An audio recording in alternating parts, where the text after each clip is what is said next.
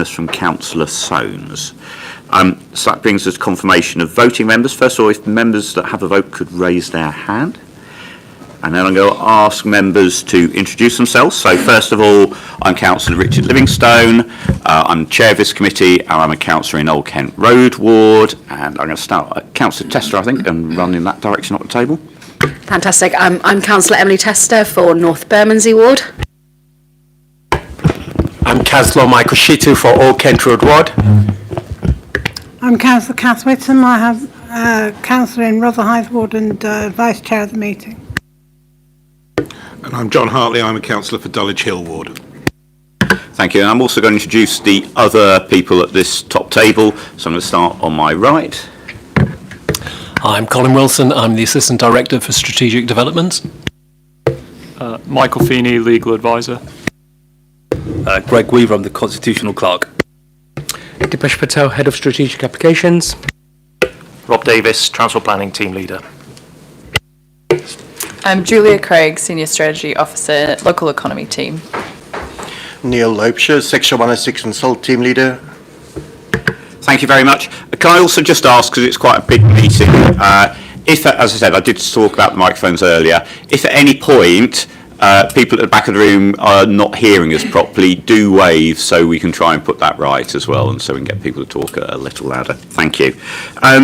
So next item on the agenda is notification of items of business which the Chair deems urgent. So just to make you aware, we've had an addendum report which is about late observations, and that will be covered in the presentations we received, and we've also received an addendum report setting out the slides which you are about to see as part of the officers' presentations. So I'm happy that we agree those as urgent items. Next brings us to disclosure of interests and dispensations. Does any member wish to declare an interest or dispensation in respect to any item or issue to be considered at this meeting? Councillor Whittam. Yes, I have a relative by marriage who owns and lives in a house on Featherstone Mews, so I will be stepping back from item 7.1. Thank you very much. Thank you.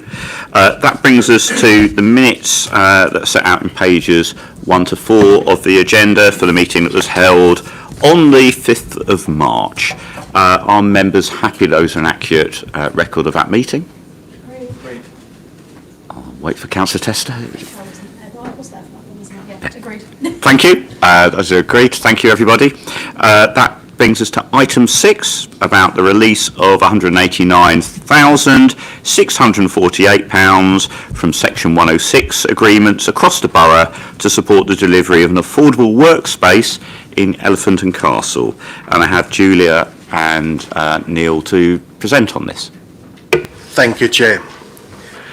The presentation is to release £189,648 from Section 106 agreements across the borough to support the delivery of affordable space in Elephant and Castle. The funds were generated from 3 separate legal agreements, and this can be seen in Table 1 of the report. The project will be at 1 Tiverton Street behind the Salvation Army building, 99 to 101 Newington Causeway in the North Walworth Ward. The monies were collected from legal agreements within the London Bridge and West Bermondsey and Borough and Bankside wards. The project, the administration of the funds to Trampoline CIC will be overseen and monitored by existing resources in our local economies team. The Southwark Pioneers Fund was established in 2022 as part of the Council's delivery plan 2022 to 2026, which is committed to supporting entrepreneurs in the borough, but particularly those from underrepresented and historically disadvantaged backgrounds. The SFP is also well positioned to help achieve Southwark's 2030 goal of a strong and fair economy. Trampoline CIC, a Southwark-based social enterprise, is the delivery partner for Southwark Pioneers Fund Launchpad program. They aim to establish an enterprise hub in the borough at subsidised rates, offering comprehensive business support, primarily for minority-led and women-led members. A capital grant funded by the Southwark Council's 106 Affordable Workspace funding will unlock external match funding for approximately 1 million from Impact on Urban Health. To date, they have supported 211 Southwark residents through intensive business support and an additional 142 residents with light touch assistance. They have awarded 34 grants to entrepreneurs, helping to grow their business to a total value of £98,087. Through their business support, 33 new Southwark businesses and 46 Southwark enterprises have been registered. Trampoline CIC has identified an opportunity to support its growing cohort of graduates from the SPF Launchpad program by providing affordable workspace, which includes desk space, a recording studio, a creative studio space at 1 Tiverton Street. The capital grant will facilitate the creation of the following spaces, which can be seen in the officer's report in Table 2. So co-working space, we would look at a minimum of 60 entrepreneurs supported per annum. Creative studio, we're looking at a minimum number of entrepreneurs supported. There would be 25. A podcast studio, which would support 20 at least. And a satellite commercial kitchen space, which would support approximately 30 entrepreneurs. This would give us a total of 135 Southwark-based entrepreneurs that would be supported. In the officer's report, we can see in Table 3 the projected income which this project would bring. And I'll just give the total. So we're looking at the first year in membership income would be around about 260,000. And in year 2, we're projecting a further 336,000, which were generated from members' membership. And I also would like to draw your attention to Appendix A, which contains a detailed Trampoline CIC Enterprise Hub proposal. We respectfully ask members to release the £189,648 to support this affordable workspace in Elephant and Castle. Thank you, Chair. Thank you. Any members of the committee? I just want to make a quick note. I think you'll find the location of Tiverton Street is Chaucer Ward rather than North Walworth, but I don't think that changes the materiality of anything in the report. Any questions or comments from anybody? Okay, I'm not seeing any issues being raised by members of the committee. In that case, I'd like to move we adopt the officer's recommendations as set out in paragraph 1 of the agenda pack. The Planning Committee, major applications B, approves the release of the funds amounting to £189,648, which were received by the Council pursuant to terms of Section 106 legal agreements pertaining to planning applications noted in Table 1, and will be used to support delivery of an affordable workspace known as the Enterprise Hub in the borough. Does any member of the committee wish to second this recommendation? I've seen Councillor Whittam. Can I ask members how they wish to vote on this? Councillor Whittam? For, Chair. Councillor Hartley? For, Chair. Councillor Sittu? For, Chair. Councillor Tester? For, Chair. And I'm Councillor Livingstone. I'm also voting for that motion. That motion is carried. So you are welcome to stay for the rest of the meeting, but if you wish to get home, you're welcome to leave. Thank you very much. Thank you.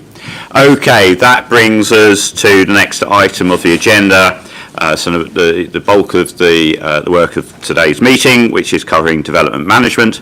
So the next item of business concerns the determination of planning applications.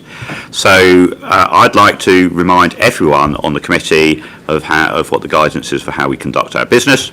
First of all, for each item, officers will present the report, outline their recommendations and answer any questions raised by the committee. Secondly, if present and wishing to speak, the following may then address the committee for no more than 3 minutes each. First of all, a spokesperson representing any objectors to the application. By now, you should either have identified a single spokesperson, or if more than one objector wishes to speak, worked out how you will divide that 3-minute time slot between you. Secondly, the applicant or their agent. Thirdly, a spokesperson representing any supporters of the application who live within 100 metres of the development site. And fourthly, a ward councillor representing the area affected by the proposal. So those ward members in attendance and those nominated to speak on behalf of objectors, supporters or the applicants should try and sit as far forward in this meeting room as they can. That's particularly important for the applicant so that we have ease of communication if there are any issues that arise later on that we need to clarify with you at a later stage in the proceedings. However, it's not an opportunity for any of those presenting evidence to take part in the debate of the committee itself. Each speaker should restrict their comments to the planning aspects of the proposal and should avoid repeating information which is already in the report. The meeting is not a hearing where all participants present evidence that is then cross-examined by other participants. At the end of each representation, the committee may ask questions of the presenter. Speakers may wish to lead committee to subjects on which they would welcome further questioning, and I'd say that's particularly important if you think the 3 minutes isn't sufficient for you to get all your points across. It's probably worth highlighting those all your points so that if need be we can ask further questions on those rather than focusing on one detail. That's particularly helpful for objectors, I tend to find, in the meetings. After we've received all submissions, the committee will debate the application and consider the recommendation. This is a council committee meeting which is held in public, but there shouldn't be any interruptions from the audience, please. Finally, I'd like everyone present to know that although this planning committee comprises of members from different political parties, we are not politically whipped. We all make decisions individually, and our decisions are made in accordance with the Council's planning policy and based on the information contained within the relevant reports, together with the consultation responses and any verbal submissions made today. And that's critical. This is not about us choosing whether we personally like or dislike a scheme. It's about determining whether that scheme is in line with Council policy. How we approach these applications is set out in the Development Management Report at item 6 on the agenda, and if members are happy to note that report, we'll move on to considering the applications. Are members happy that we proceed? Thank you. That brings us to item 7.1 on the agenda, which is the site for Hall & Co.'s Jewson site. Sorry, Chair. Councillor Whittam, you're going to withdraw from this item. Withdrawn. Thank you very much. Thank you for reminding me. I'll allow you to leave and then we will move on.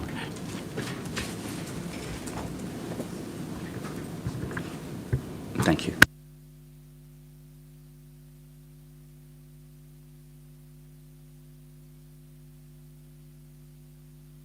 Thank you. So that does bring us to item 7.1, which is the Hall & Co. Jewson site, Railway Rise, London, Southwark, SE 228WW, which is set out in pages 27 to 80 of the agenda pack and also in pages 1 to 6 of the addendum. And Dipesh, I understand you're going to be presenting on this. Over to you. Thank you, Chair. Good evening. So the application, item 7.1, is a redevelopment of a site, the Jewson site on Railway Rise, for 3 buildings up to 8 stories in height. 2 of the buildings would be student accommodation, comprising 360 rooms, and the 3rd building would be 53 affordable homes. Also within the scheme is just over 1,200 square metres of storage and distribution B8 space. So on page 3 of the slides is the site plan. And then on page 4 is just an aerial photo, again, of the site etched in red. So the chair did say yes. Oh, yes. Sorry. Thank you very much. That's very helpful. Thank you. Sorry. Is that better? I'll try to speak closer. So the public consultation that was undertaken by the applicant consisted of a number of public consultation events, leaflets delivered to local residents and businesses, and stakeholder engagement as set out on the slide on page 5. For the council's consultation notification, we erected a site notice, published a press notice, and sent 3 rounds of letters. In response to the consultation, over 400 comments were received in objection and 22 in support. So the main objections were about height, bulk and massing, impact on existing residents' amenity and living conditions, disturbance from the use, traffic and parking, and increased activity. The comments in support mentioned the provision of additional housing, including affordable housing, and also the economic benefits that could accrue. The site itself is an allocated site, NSP 41, within the Southwark plan adopted in 2022, and of the allocation says that the site should provide commercial floor space, B8 floor space, and also provide a buffer to the green corridor. Both of those things the site does, and an indicative capacity of 53 homes is shown within the site allocation. So in terms of the site context, the context is fairly low rise within there, 2-3 stories in the immediate surrounds. And again on Melbourne Grove, where the access would be shown on the slide on the left, and a picture of the commercial properties on Melbourne Grove.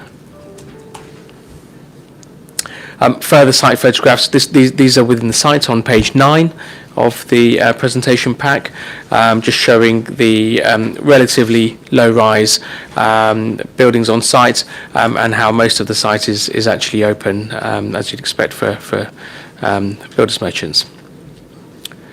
So the development, as I mentioned before, is up to 8 stories in height, 360 homes, and 53 360 student rooms and 53 affordable homes.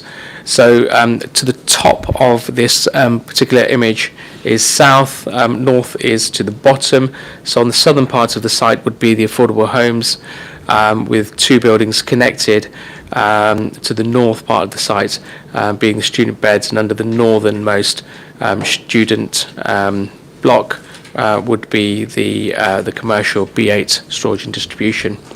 The entrance would be, for the residential element, that's a student, and the affordable homes would be from Melbourne Grove, while the commercial entrance would be from Railway Rise, where the entrance is to the site at the moment. It's a site with level differences on it, so on the lower ground floor there would be 1 flat within the affordable, and the entrance to the student accommodation, the commercial area, and the some amenity space for the students. And as we go up, the residential element kicks in. So in terms of the student accommodation, they are all laid out as shown. With the on the left of the screen is the housing block. Just some images showing the scale. So the 2 buildings on the left on page 13 are the student blocks, with the larger building on the right being the affordable block, and an eastern elevation as well. This is the northern elevation, so this would be the windows you can see on page 15 would be the commercial, and this is looking from Railway Rise on the approach itself. And elevation of further elevation of the student block, and this is the residential block, just again an elevation. So in terms of affordable housing, the scheme would deliver 40% affordable housing, delivered on site, with the breakdown as shown there. And in a little bit more detail, the affordable housing would have a good mix of family homes, so 14 four-bedroom homes in the social rent, and 9 three-bedroom homes, again in social rent. So in terms of the quality of accommodation, the scheme's been designed to provide 75% dual aspect for the affordable homes. There are no single aspect north-facing dwellings, and all balconies meet the minimum 10 square metres. Just a slide showing an image of proposed home internally, and on the bottom right, just some of the layouts of the homes proposed. So on the southern part of the site, there's an opportunity to provide play space and communal amenity space. This is page 22 of the slide pack. And there would be, it would be heavily wooded as well around there to provide a sort of forest-like feel. The student accommodation would be all studios. Some would be deluxe studios with cooking facilities within them and slightly larger, with amenity space spread on the first and second floor. And just some CGIs, again looking north, with a commercial use on the ground floor there, slide 24. This slide shows the entrance of the student block and indeed the way through the site, and over to the left on page 25 to get to the affordable homes block. And there's an image of the affordable homes block on page 26 with the entrance. So in terms of public realm and landscaping, a significant amount of public realm and landscaping would be delivered, not only on the southern part of the site, where the communal amenity space and the play area would be for the affordable homes, but also in front of those 2 student blocks as the entrance comes in from Melbourne Grove. And just some images of the scheme, which would be mostly visible for the railway. From the railway line, there would be visibility, of course, from the local streets. The image on the bottom right shows the scheme above the properties on Melbourne Grove. And again, in the blue wire line at the bottom would be the scheme as shown above those homes on Melbourne Grove. Now, I mentioned one of the areas of objection was about the impact on neighbours. There is an impact on daylight and sunlight for some of the neighbours.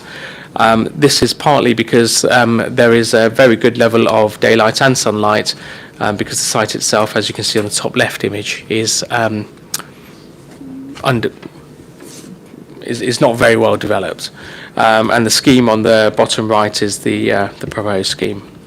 So the biggest impact would be on neighbours on 18 to 22 Grove Vales, a block of flats, and on the top left of the slides on page 31 are shown some of the dwellings that would be affected. So they're mostly bedrooms which would be affected in terms of daylight and sunlight. So they would lose more than 20% of the VSC, and some of the residual VSCs would drop into single figures. But as can be seen, they're currently limited by obstruction. So balconies limit the amount of light there. The applicant did without balconies test, and all bar a couple would not reduce by more than 20%. The impacts on Grove Vale on the bottom of the slide, there would be again reductions on Melbourne Grove, 6 to 16 Melbourne Grove. But most of the residual VSCs would be 25%, which is good. The one home that would be affected significantly is shown on the bottom left and on the left of that screen, and it's the window that is obstructed by that diagonal protrusion on the triangle-shaped building. Excuse me.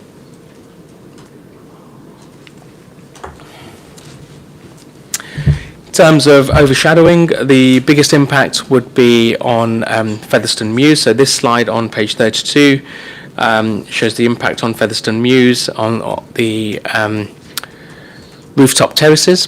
for that development, and a number of those would lose sunlight. On the 21st of March, the 2 hours of sunlight would go under 50%. However, on the 21st of June, those terraces would enjoy a good amount of sun in those summer months when people would more likely to be using those spaces.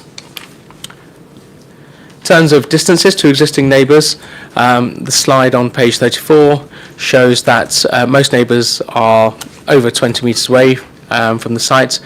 There are neighbours to the north, 2A Melbourne Grove, that are a bit closer, but the mitigation there is that windows are mostly either at an angle or there are blank facades, so there's no issues about overlooking. I mentioned that servicing would be from Melbourne Grove, and this is just a diagram to show how that would take place. Again, one of the common areas of concern from local residents was the amount of activity that this scheme, particularly the student element, would generate. And in terms of comings and goings along Melbourne Grove, there would be between 60 and 42 people arriving and leaving, around 70 to 60 movements per hour, and these are the peak hours shown on the slide on page 36. So in conclusion, the scheme would provide 40% affordable housing, 53 new affordable homes, 35 of which would be social rent, 360 new student beds, new play space, urban greening factor of 0.43 and 39% carbon savings. Happy to answer any questions. Thank you very much. I'm sure committee have a number of questions. Councillor Tester. I wasn't expecting to be first, thank you. I wanted to ask a bit of a question about the site allocation and sort of the equivalent number of homes that are being delivered on the site. I think we've sort of had before that, is it about 2.5? Yeah, it's sort of equivalent to one home. So that's obviously nearly 4 times the sort of site allocation. Now, I appreciate that the allocation isn't a maximum capacity, it's a bit of a guideline, but I was wondering if you would be able to sort of talk that kind of through in terms of whether that would be an overdevelopment of the site. So yes, you're absolutely right, Councillor Test, in terms of the indicative site capacity, it is just that. The national guidance, the local planning guidance is for sites to be optimised. It's in the report, it wasn't in the slides, but the site, when we first started the pre-application discussions, was a much higher, much larger scheme. And we had detailed discussions with the applicant about their townscape views, because they were really, really important. And that scheme has come down, as is in the report. In terms of optimising the site, again, one of the things we did look at very carefully was the impacts on neighbours, and that's why actually for a scheme of this density it performs fairly well in terms of the impacts on daylight and sunlight. And the third point, again, impacts on neighbours, was the comings and goings, and again between 70 and 60 walking movements on Melbourne Grove per hour at the peak hours, we thought was acceptable. So I think in that context, we think the scheme has optimised the site itself, and importantly, the student allows the delivery of a significant amount of affordable housing. Thank you. I had a question which was to do with table 6. So pages 4 to 6 of the report at paragraph 6, there's a number of summary tables. And the very last one sets out figures for SIL and section 106, where the estimated SIL figure, it says net of relief, which obviously has had a significant reduction in the level of SIL it would be as a headline figure. So just if you could explain that for committee. Sure. Relief is provided for affordable housing, so the reason that number would come down from the 4.5 million above is because of the amount of affordable housing proposed. That's very clear, thank you. Any Councillor Hartley. Thank you, Chair. I appreciate from the papers, I'm looking at the page 85, 86 of the report, the construction environmental management plan. I appreciate that this is not the stage at which all of this will be detailed, but anyone that's been travelling around this area recently will know how easy it is for the roads around East Dulwich Station to get clogged up. Could you give me a better feel or an expanded feel from the paper here of the process that the council will go through with the developer, particularly in relation to traffic movements and noise? So our network management team have a team set up to deal with specifically this, so construction logistics. So they have oversight over all of the construction sites within the borough. They understand and know about the traffic movements.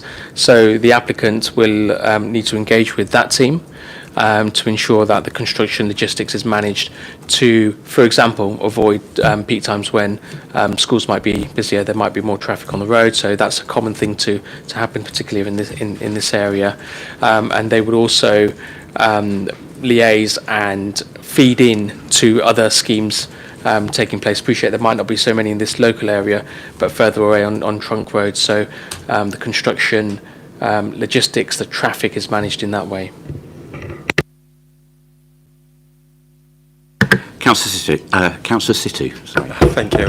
I mean, obviously, there's quite a lot of objection from the local community to this scheme itself. And I mean, I've read the responses in which you've provided in relation to each of those. It'll be really useful to hear whether you think that this was just a matter of kind of balancing exercise between what kind of is the benefit from kind of the scheme itself against the drawback, because there's clearly some drawback which you've accepted. There's parts where it hasn't exactly met policy itself. Is that the case, or do you think actually there is significant benefit, or you think actually on balance it's either way and you've just called it in favour of the development in this case? I would say there was a significant benefit. Part of our assessment was looking at the impacts on neighbours, and yes, there are impacts. They are not the most significant impacts planning committee might see, particularly in daylight and sunlight, as mentioned in the presentation, as is in the report, and a significant number of affordable housing houses would be developed, and a good number of social homes. Importantly, with the 3 and 4 bedroom homes, which are most desperately needed. Thank you. I'm going to go to Councillor Tester and then back to Councillor Situ. I was going to say, you can go first if it's running. Thank you. I wanted to ask a question, I think it's around paragraph 139 on the report. About the sort of separation distances, because from my understanding there was a sort of guidance, I think is in some London plan policy, of about 18 to 21 metres. And I kind of wanted to ask about some of the different kind of figures that are being quoted as being recommended. So I think we've got 13 metres, 12 metres, but then obviously there is a point at which there is a distance of 8.2 metres. So I was just wondering if you could kind of provide a little bit of clarity on what actually are the sort of standards that these developments should be meeting. Sure. So the guidance, when it talks about 21 metres, that's a back-to-back separation. So if you imagine a sort of normal terrace street, that's the type of distance between windows that our guidance says is acceptable for there to be no impact on amenity. Where on privacy, where those distances are shortened, that's the point at which some mitigation needs to be provided. The 12 metres is front to front, so that's across a highway. So that's where those distances come from. I think the 8 metres in this circumstances to the approved scheme at 2A Melbourne Grove. Yes, that scheme is a lot closer, but as can be seen on that image, the principal living areas do not face the proposed developments, and there was a daylight and sunlight assessment undertaken, and there would be no significant impacts on those proposed homes. Okay, thank you. Councillor Situ. Just following up on the student housing perspective, Do we know whether there is any particular other kind of congestion or other? Do we know the density of use of student housing around the area? I know there's a need across Southwark as a whole, but in the particular area of the site itself, are there already student housing, purpose student housing or not? Or? No, most of the student schemes which are either consented or under construction are concentrated in the north of the borough, primarily in Old Kent Road, Elephant and Castle, and Borough and Bankside. Thank you. I was going to ask a similar question about student numbers. Yeah, thank you. I think that's probably most of my questions for now. I don't know if anybody else has got anything further to raise. I just wanted to ask, just as terms of comparison, because obviously what's interesting is there seems to be quite a large number of 4-bedroom units being provided here as social housing. How does this compare to other schemes that are coming through at the moment in terms of those larger family units? It compares well. So it's a high proportion of 4-bedroom units, and that was something that we raised with the developer early on in the pre-application meetings. The need, as Dipesh mentioned earlier, for those larger family homes, particularly for social rented, where people are allocated from a housing waiting list. Thank you. Okay, that brings us to the end of our questions about the officer's report. What we're now going to do is to move to the section where we have the representations from members of the community. So first of all, does anybody wish to speak in objection to the application? If so, would those people that wish to speak come forward and sit at the table in front of us? Thank you.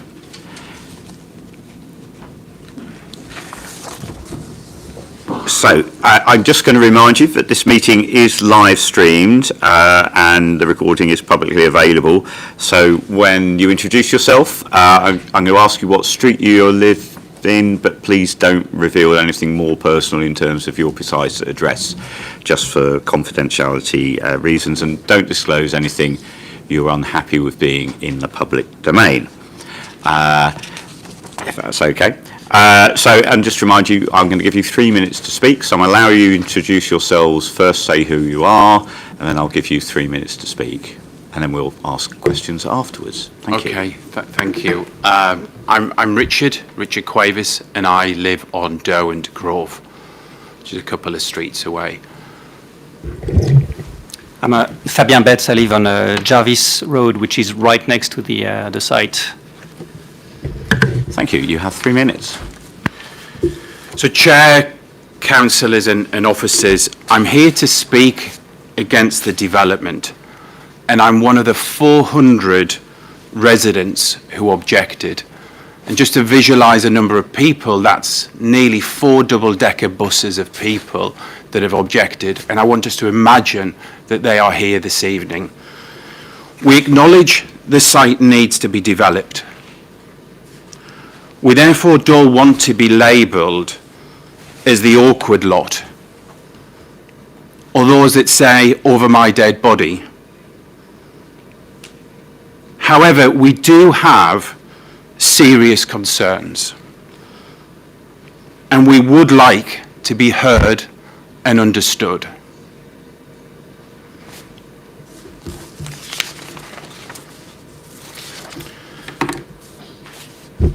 The first point we want to talk about is the overdevelopment of the site.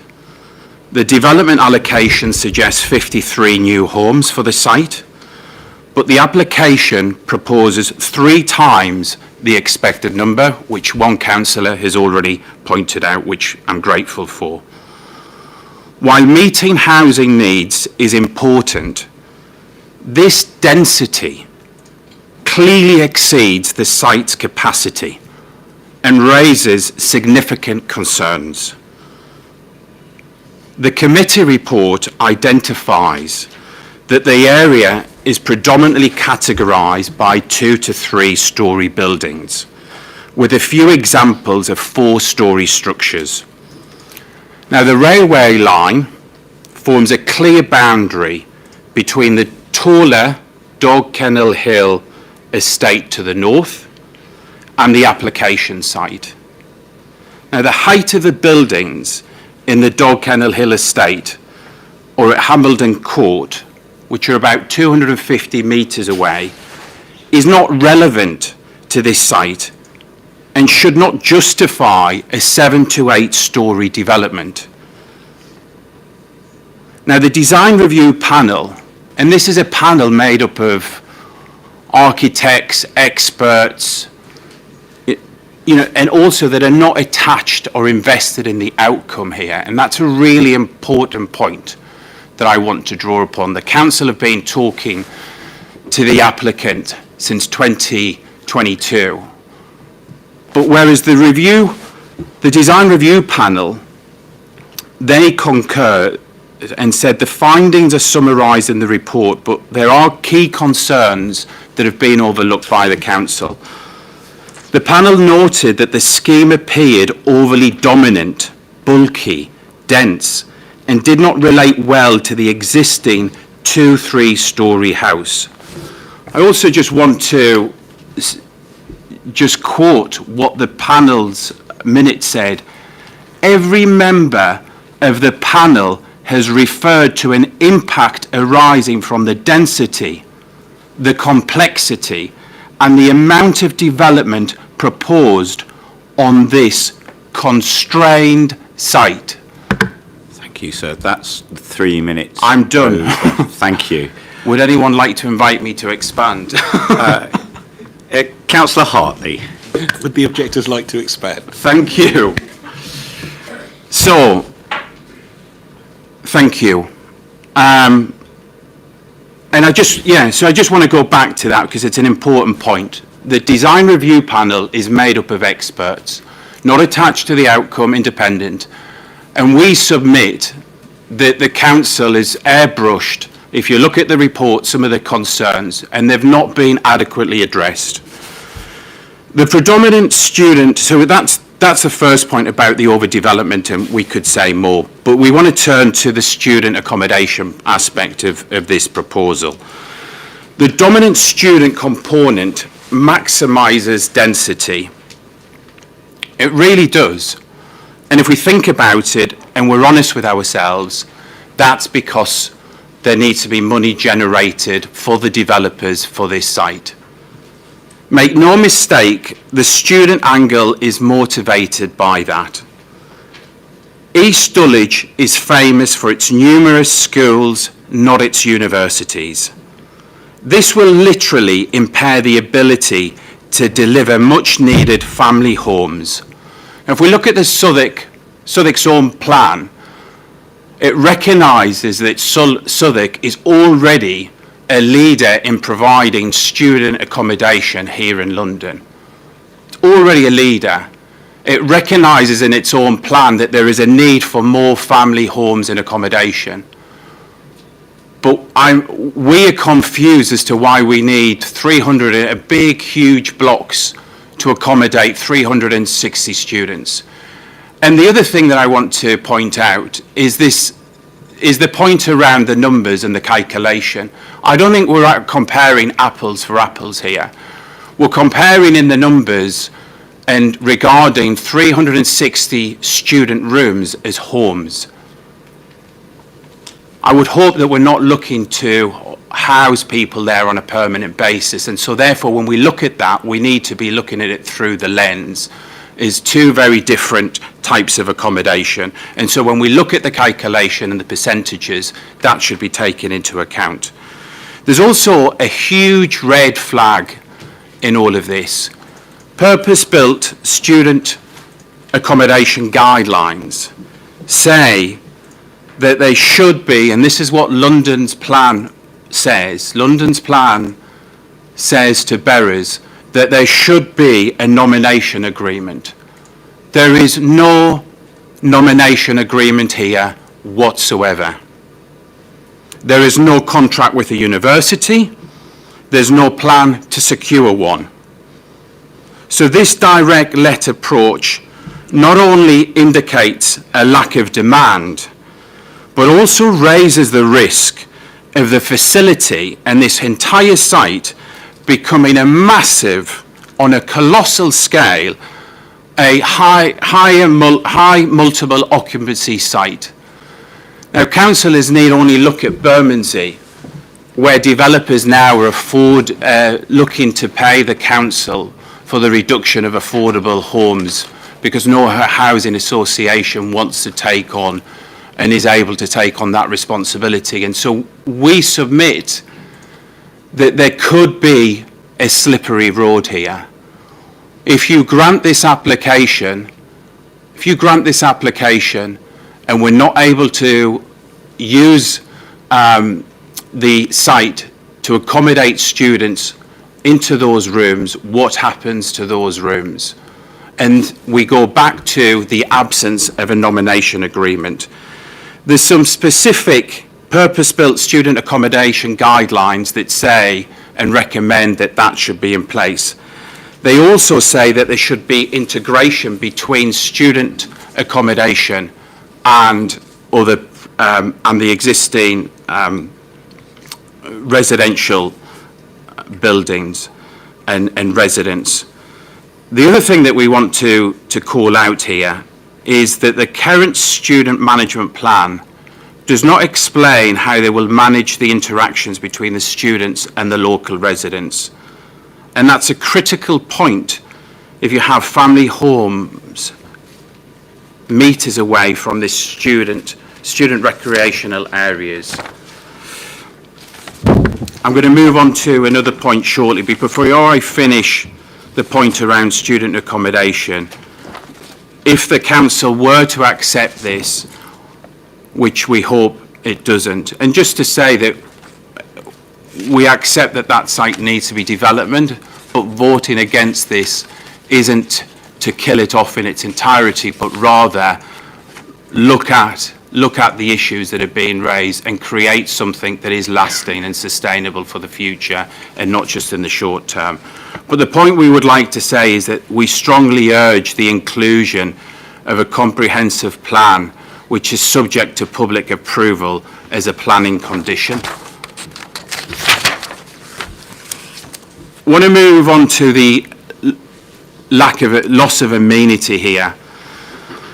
The report also highlights the impact on sunlight and daylight. It notes that there's about 50 adverse results, including 20 major breaches of recommended BRE guidelines. The London Plan advises that denser developments require greater scrutiny. These results clearly show that this development would harm neighbouring amenities.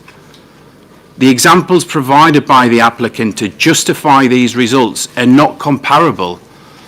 They're located in central London hubs, including Liverpool Street Station and King's Cross. They reflect far more urban contexts. East Dulwich isn't King's Cross, and nor is it Liverpool Street. If you look at these papers, if you turn to page 15 onwards, you can just see the loss of amenity here. You can only see how overbearing and imposing this development is. The sense of enclosure is a significant concern, considering the proximity of these tall buildings to existing family homes. Another concern is the lack of sufficient amenity space. There's a shortfall of around 272 square metres and no provision for older children. The officer suggests providing off-site amenity space for older children, which is a significant drawback.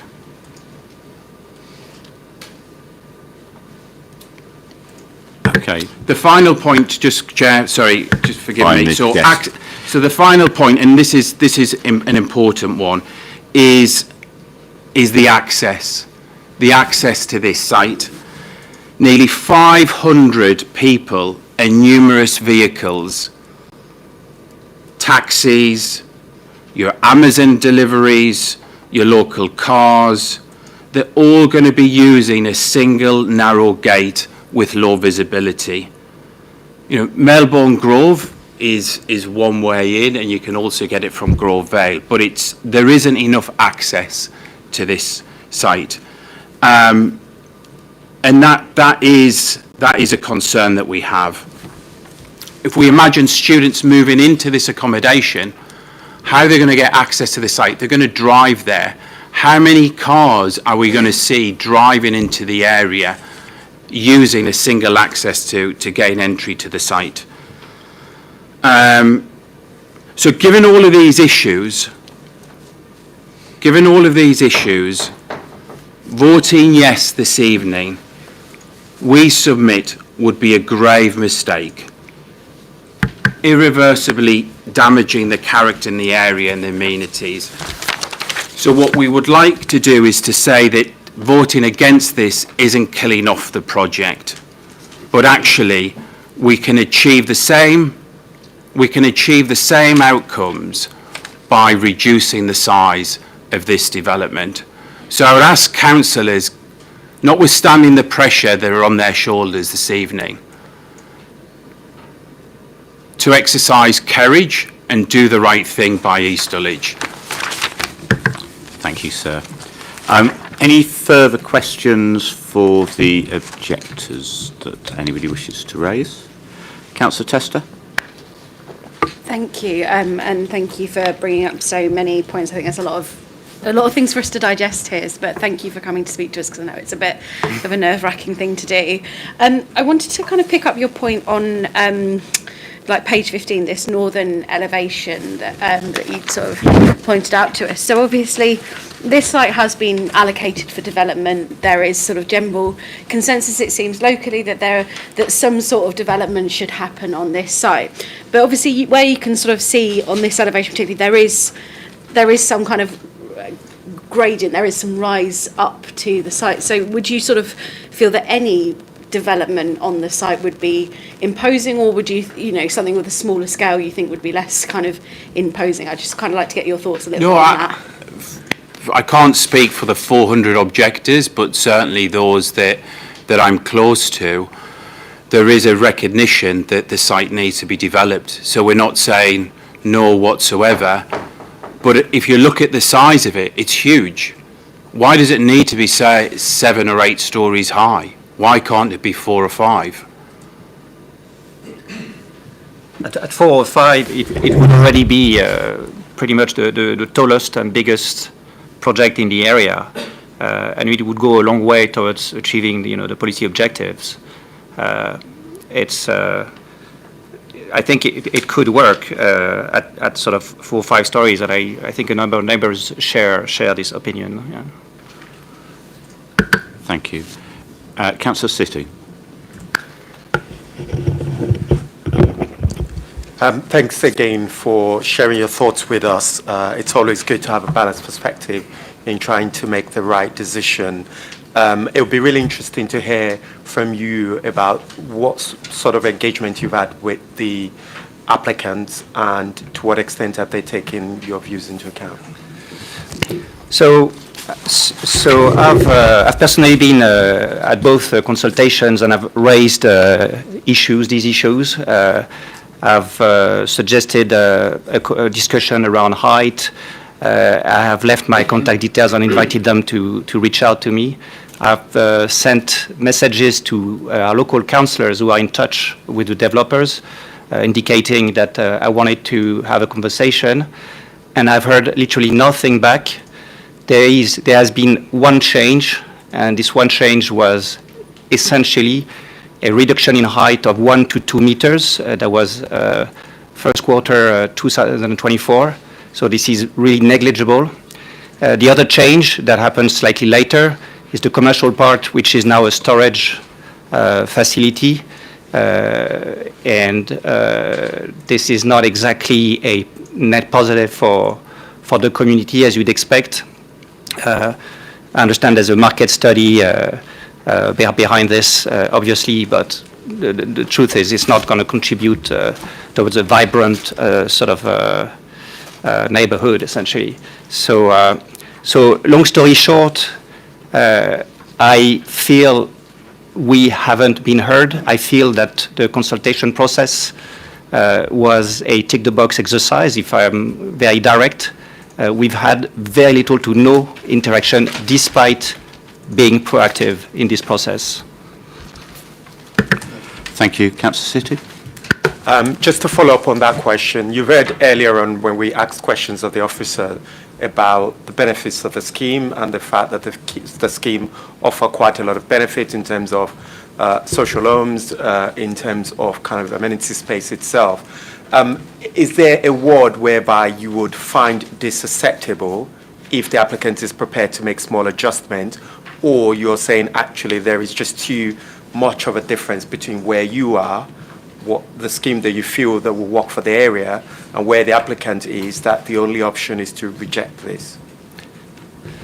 I mean, obviously in this panel we won't be able to adjust the scheme and agree to the scheme. The only way forward as far as we're concerned is to object, but with a view to come up with a scaled down version of that scheme which would be acceptable for all parties. As Richard mentioned, we think the student angle is not right for the area, but we understand as economics, and we think this area could accommodate a number of students if really it has to be the case. We obviously are aware of the various policies trying to maximize this kind of brownfield sites, and this clearly should be developed, no questions. But like I mentioned earlier, even at 4 or 5 stories, the same development at 4 or 5 stories with a similar scope, again, we're not exactly sure that a student should be here. In fact, if you look at the plans, a number of sites were earmarked for student accommodation. This is not one of them. But we are prepared to make compromises. At 4 or 5 stories, this would already be, like I said, a major sort of positive contributions towards the housing needs. If we do like basics math, instead of having 500 people, we end up at 3 or 350, which would also, by the way, help with other issues in the scheme: access, traffic, infrastructure, healthcare, noise management, outside amenities. So it feels like this site has been over-optimized, essentially. Yeah, and just to say, if I may, when it comes to consultation, what do we mean by consultation? Sitting down with the community, finding out what the needs are of the community, finding out what the needs are of the council, finding out what the housing needs are, and coming together and putting something together, or being presented with something as a fait accompli. And as Fabian says, the plans have not altered. If we go back to the design review panel, the design review panel highlight a number of issues that have not been addressed. Thank you, sir. Councillor Hartley. Thank you, Chair. I was glad to hear you say that you don't object to the principle of students entirely. I mean, I guess one of the issues that we as a committee have got to make a decision on tonight is whether this is going to be too many people in total, or not necessarily the kinds of people. But if we look at, for instance, on page 36 of the pack, the pedestrian movements that we were presented, I'm just going to suggest to you, and I'm happy to hear alternative view, that perhaps this isn't a very excessive amount of movement. So it's looking at something like 60 to 70 pedestrian movements in a peak hour. I mean, that's an extra person a minute. It doesn't feel like it's really going to crowd local streets. But happy to hear your view on it. It was something that actually we've written down. We're not clear on when this was taken, exactly at what point in the year it was taken. The idea that 3 students arrive through that, I don't think that this accurately reflects the number of footfall coming through that area. And another point I would like to make, and it's a point I've made before, in various letters. The whole pedestrian movement analysis doesn't include a major component as the charter school next door, and they transit through Melbourne Grove right in front of this entrance. And in the morning, in the evening, and at noon, at various times of the day, the streets are actually crowded, like especially obviously in the morning, in the evening, but at various times of the days where the kids are coming in and out, the traffic is enormous, and obviously you have parents picking up their childs. There's also increased traffic due to access through Jarvis Road to the Tessa Joel Centre. And so I've made that point twice, and I haven't seen, at least in the last report, this point being addressed, whereas it is a major traffic generator. Like the streets are, I don't know if I have pictures, I could show you some pictures, but full of kids. So yeah, we were looking at this slide earlier on, and these assumptions look, or observations look very small to us, very low. It's not clear when it was taken, what part of the year, who by, how it was audited. We and missing, like I said, a big component, the charter school. So safety is an issue. Safety is an issue. Okay. And talking of safety, the fire plan, it seems that. Sorry, your microphone's not working. Yeah, talking of safety, the fire plan recommends that residents just stay in the building, students stay in the building. Thank you. I'm not seeing any further questions, so thank you very much for coming forward. We have a number. Could I just make one small clarification? Please. Sorry about that. Richard made the point, but I wanted to clarify the point about the student management plan. So obviously these. I think made a note of that, so we can pick that up later on in the proceedings. But thank you. What was it? Unless there's anything specific you wanted to say on that. What I wanted to say is it is going to be challenging to manage that site for two reasons, at least. One, the proximity of neighbors, of residential houses, including mine, and two, the fact that residents that live at the far end of the site will have access through the student area and the outside amenities of the student area. So the wardens won't be able to distinguish who is a student, who isn't, and won't be able to sort of enforce a student management plan. So that's a question, again, I raised a couple of times. I never got it. And in fact, when you look at the presentation, all it says is we've done this for a long time. We're pretty good at this, and we'll sort it out with the neighbors. We have a good track record. I think this is insufficient in that particular case, given the circumstances of the site, the access of residents through the student and the close proximity of neighbors. That's why I think it would be fair to, as a condition of this scheme going ahead, to have a workable student management plan, including interactions with neighbors, which would be subject to public, obviously, comments and scrutiny. Okay, thank you. That's really helpful. I want to thank you all for coming to speak to us today. It's always really vital that we're hearing from local residents, and you certainly give us a number of points that we need to pick up later, I think, with both the applicants and with our officers before we move forward to make any decision on this matter. So thank you very much for coming to us today. Thank you. Okay, can I ask the applicants or the applicants' agents to come forward?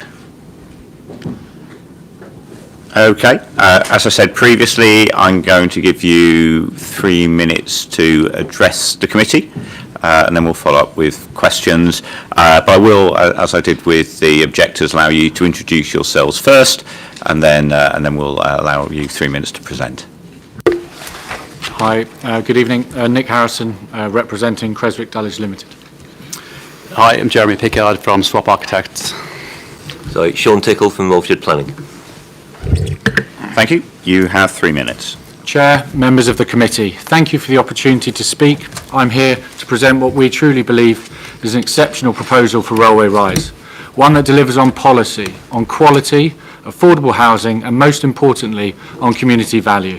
This, frankly, is a scheme we're very proud of. This is a brownfield regeneration project that fully aligns with the Southwark plan and the site allocation.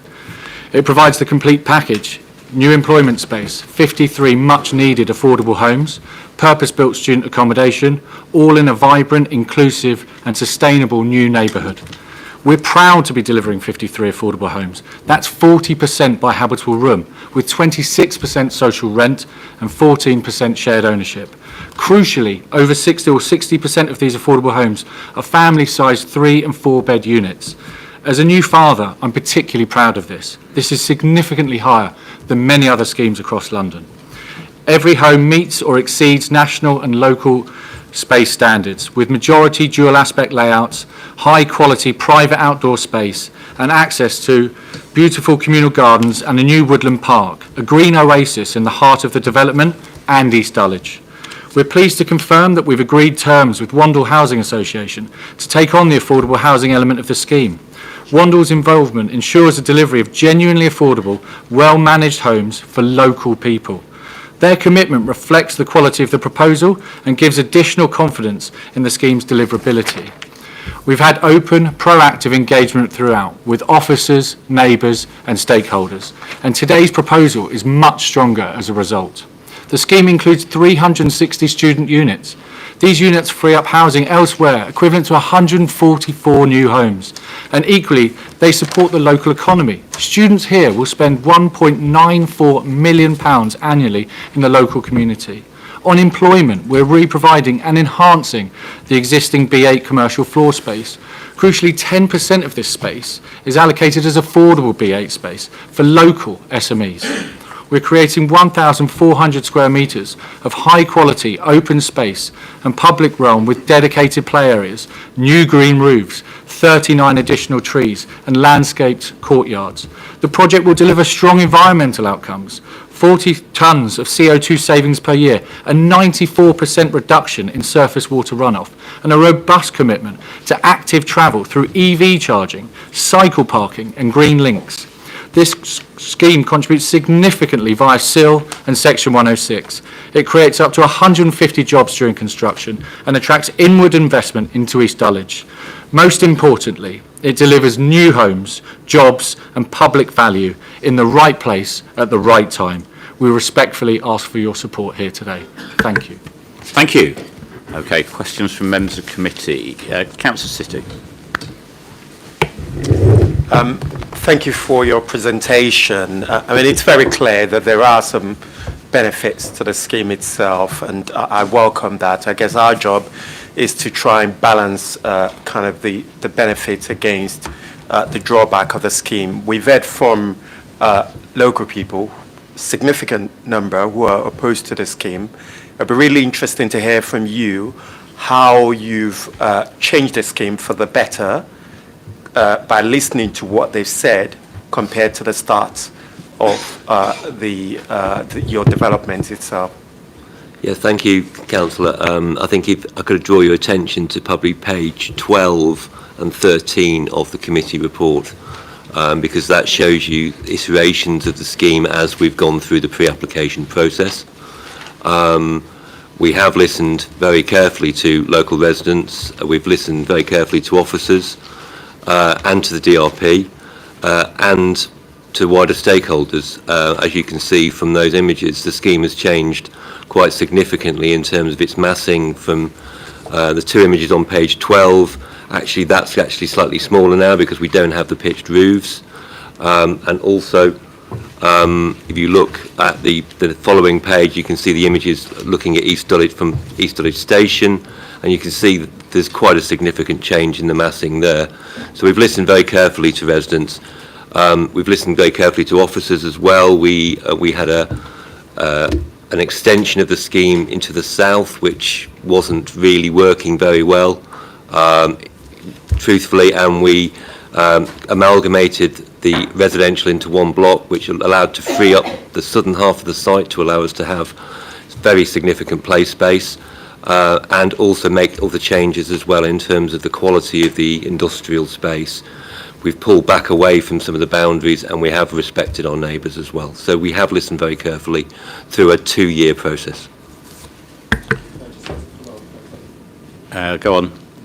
Go on. Thank you for explaining that. I guess going to the point itself, are there any particular reason other than the fact that perhaps you prefer to keep it at the current level, that you can perhaps reduce it, or you couldn't have reduced it by 2 floors or 2 levels? I can make a sort of planning view, and I'll pass Jeremy for design view, but we feel that this site allocation, the site allocation is for 53 homes.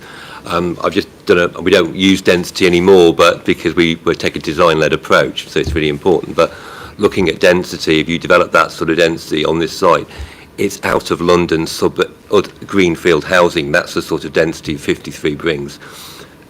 This site would be equivalent to about 250 units per hectare, which is an average urban development density. So it's not an overdevelopment. It does look a bit, it's obviously bigger than the surrounding area, but we do feel in terms of the development scale that it is an appropriate scale.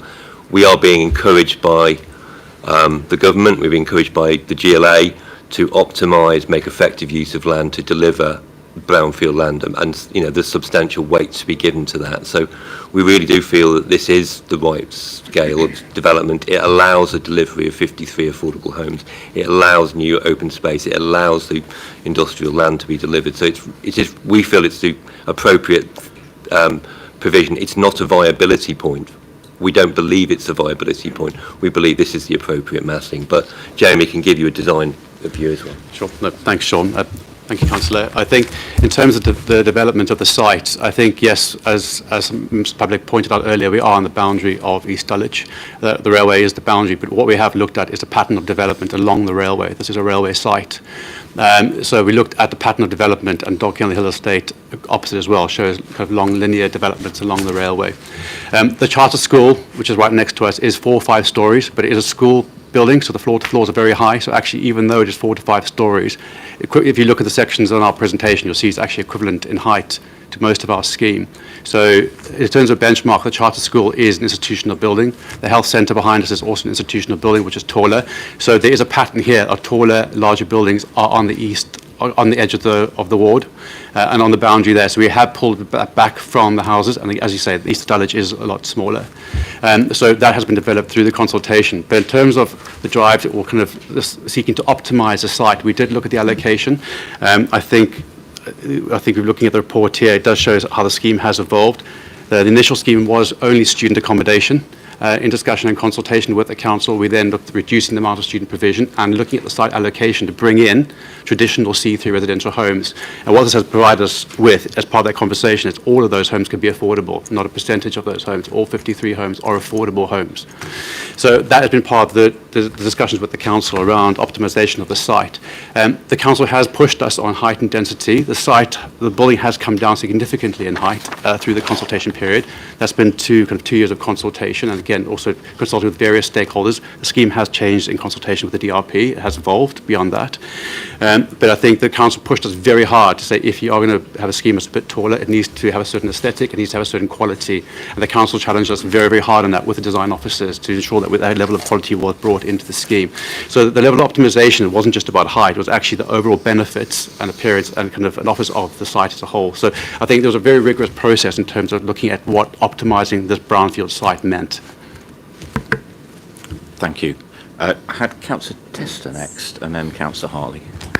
You had actually answered my slightly follow-up question, but I have got a slightly different question that you've sort of somewhat prompted there. I think when you sort of talk about optimising the site, I was wondering if you could kind of talk through the rationale of having student accommodation on this site, because I appreciate obviously there is a need for it across the whole of the borough, but it is an unusual, perhaps, location as a student. I mean, certainly I know there's universities in Peckham and in Camberwell, but they're not, massive. So I was just wondering if you kind of talk through that and whether you'd considered actually a larger, more traditional residential scheme on the site if you were looking to optimise what the site could deliver.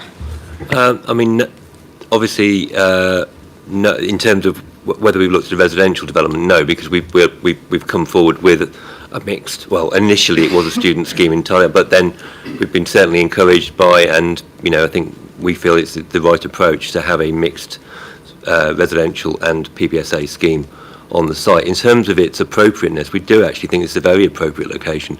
It's highly accessible. You've got a number of bus routes which run past on Grove Vale, which go to Tottenham Court Road, Waterloo, London Bridge, City, some to New Cross, all locations where there are higher education institutions. You've got East Dulwich Station, which runs you to London Bridge. All of these accessible routes deliver you to higher education institutions in quite short times, and I don't think there's any reason why a development here shouldn't be student. We've had a student impact assessment undertaken by Jamie Leach, and he's identified that there is actually quite a low number of students living in East Dulwich. That's primarily because it's of the housing stock in the area, but as we mentioned earlier by Nick, a lot of those students are taking up existing housing stock, large existing housing units, which could be freed up for existing residents by having a purpose-built student accommodation block here. So we do feel it's very appropriate. It's walking distance to Camberwell, University of the Arts. There's King's College London on Champions Hill. You've got College of Communication, which is another UAL, and South Bank at Elephant and Castle. So they're not very far away. And obviously on the boundaries of Southwark, there's a large number of other higher education institutions, including Goldsmiths, LSE, City University, University of London, and King's College again on the Strand. So there's a significant number of higher education institutions which this facility will tie into. Thank you. Councillor Hartley. So I'm just looking down now at page 27 as a good sort of overview of your site, and I appreciate that the massing, if you like, has been pushed towards the railway side, and that makes sense in terms of the selection. But what makes this potentially a good site for development, and why it was allocated, I would imagine, in the plan for this scale of development, is also what makes the site, and you'll have heard my question to officers earlier, it's also what makes this site, I would imagine, more than averagely difficult to develop. Could you give us your thoughts or your approach on how you would go about doing this were we to grant permission? I appreciate there's an official process, but in particular this has generated a lot of interest from the local community. How would you engage them in trying to best do this? I'll maybe give the planning start, and maybe Jeremy can provide his sort of architectural view in terms of construction management. But there's a condition 9, which is a very detailed condition, and that needs to be submitted to the council prior to any work starting on site. That requires a significant amount of detail, not just on how you build within the site, but also the construction logistics of bringing vehicles to and from the site. It is a long, thin site. It's not the most, hand on heart, it's not the most difficult site I've seen developed in Southwark, but it is going to have an impact on residents. We always accept that as part of the development industry. We know construction is a necessary evil, but it is something that residents find very difficult. And having been at a public consultation at the weekend in the Old Kent Road, there was residents saying, no, not more development, because we've just got used to other developments. So yes, we do understand how important it is to manage it and work with the neighbours. So that as part of that process, I think that the construction management plan will be talking. The construction team will be talking to the local residents as part of that process. I think in terms of, a detailed construction plan will be developed with once the contractor is on board. But I think from this level, what we're trying to do is give the master plan a level of resilience. So primary access at the moment is from Melbourne Grove, and I think that's been thoroughly tested with the council in terms of general access. But for resilience in terms of construction, we've actually ended up pulling the northern building back from the eastern boundary with 2A Melbourne Grove. That creates a through route potentially from Railway Rise as well. So I think what we're trying to do for servicing down the road and for construction, the access is afforded from that street as well. So we just try to, again, give the master plan a level of resilience, so when a contractor comes on board, they've got choices. And that gives them options and choice and a kind of variation how they deliver it. We know currently with the builders merchant they access their site from Railway Rise, so all the HGVs are going up and down that road constantly. So obviously we will be removing that as part of the development, but already we know that road can take those kinds of vehicles. So there will be, I think during construction there will be some disruption, but again I think Railway Rise really is heavily used for HGVs, which just services the existing builders merchant. Thank you. I want to ask a few questions. So first of all, we heard very clearly from the objectors about their concerns about how having 300 plus student homes on their site, how that would impact directly on the streets around that and the residents living in the area. And they were talking about the need to have that sort of student management plan talked through carefully with the local community and have some sort of a process where they would have input into that. So just to understand what your views would be on that, whether that would be something you'd be happy to engage with if permission was given. Just to say that the construction management plan has been produced by... Sorry, not the construction management plan. Student management plan. I had construction on the brain. Apologies, Councillor. The student management plan has been produced by CRM, who are probably one of the biggest, if not the biggest, student management operators. They manage thousands of student beds in London, across the country. And in fact, I think they've actually presented to this committee once in terms of demonstrating their abilities in terms of management of student accommodation.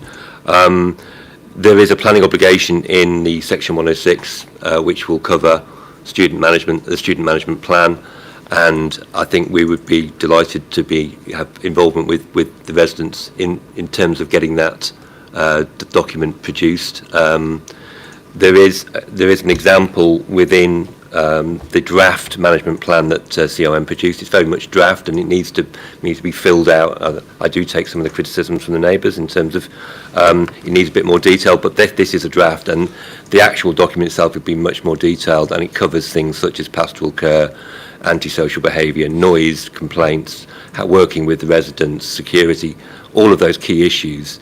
It gives an example of one in Kingston where there was concerns from the neighbours, and by going in and talking to them, having working meetings with the neighbours, that actually now that particular development is actually much loved in the area, and the residents use part of the space, and we would hope that this would be similar, but that dialogue needs to happen as part of this planning obligation. So that document would be worked through with Dipesh and his team in terms of getting a document that would be signed off by the council before we could even start work. Thank you. Could I add to that, just from a design perspective? I think part of consultation comments were raised rightly about student management plans. Concerns are raised about overlooking, especially the properties on Jarvis Road and noise. Again, listening to the comments from the objectors earlier, understand their concerns about the public realm, but for the actual external amenity for students, those are in dedicated spaces on top of roofs of the building, so those can be actively managed by the operator. There will be no confusion over who's public and who's a student. That'll be very clear. Listening again to members of the public at consultation, there was the one external amenity space has been placed above the main entrance on the roof between the two buildings, so it's quite low down, so noise won't carry. Again, that faces more onto the railway, away from the properties. The second amenity space is on that kind of arm on the eastern side.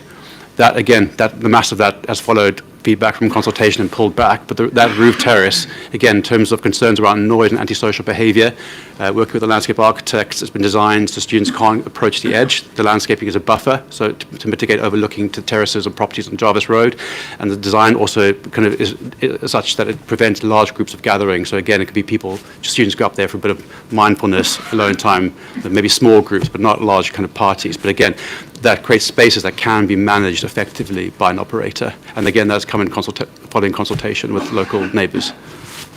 Okay, thank you for that. And just in terms of, and one of the other points that's made by the objectors, they made the point that you've not got a nominated higher education institution linked to this. I just wondered if you could talk through that point for us. Yes, I mean, the policy, the council's policy and policy H15 and the London plan seek nominations with certain student schemes.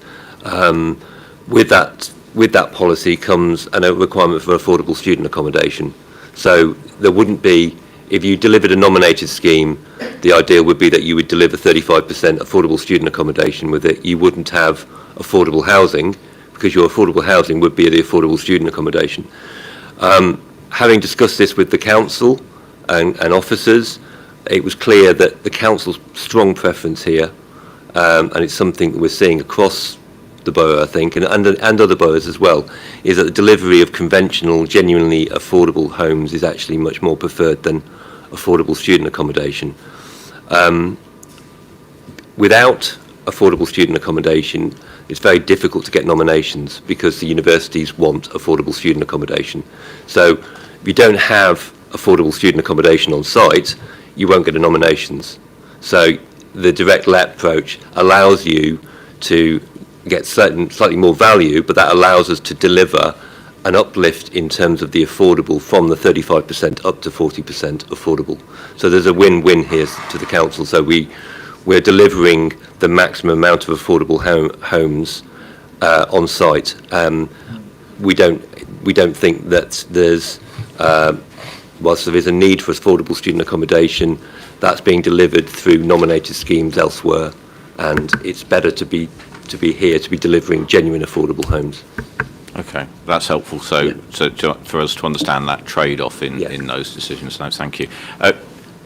Sorry, you may, Councillor Hartley. One of the things that occurred to me is that when you have nominated rights for a particular block, as with more traditional student accommodation, there are fairly solid backstops if students misbehave, because they don't just necessarily get thrown out of their accommodation, but potentially don't get to graduate and lose all of that value. Without nomination rights, obviously, you don't have those kind of reserve issues with student behaviour. And given that it's, you know, I want to be as generous to the idea of more students in Dulwich as possible, but given that it's not always the time of life when people behave themselves to their very best, what process do you have as an alternative to make sure that these students behave themselves as responsible members of the community? Well, in the student management plan, there's a code of behaviour that all students who sign up to a room have to sign into. And effectively, there's almost a yellow card, red card situation. So if a student misbehaves, they are given a sort of written warning. If that activity happens again, then effectively they are excluded from the development. They are kicked out, evicted. So that is the control that you have in terms of, because it's a very strong management. You've got 360 students. You need to manage them very carefully. You need to make sure that they're not affecting the residents in the area or themselves. And I say CRM they actually were some of the founders of the Code of Standards for student management plans. So they've sort of developed this Code of Standards that many of the other management plans by other companies are actually using now. Yeah. Thank you. I am always reassured that students are a lot better behaved nowadays than when I was at university. I don't know if that's any comfort to people.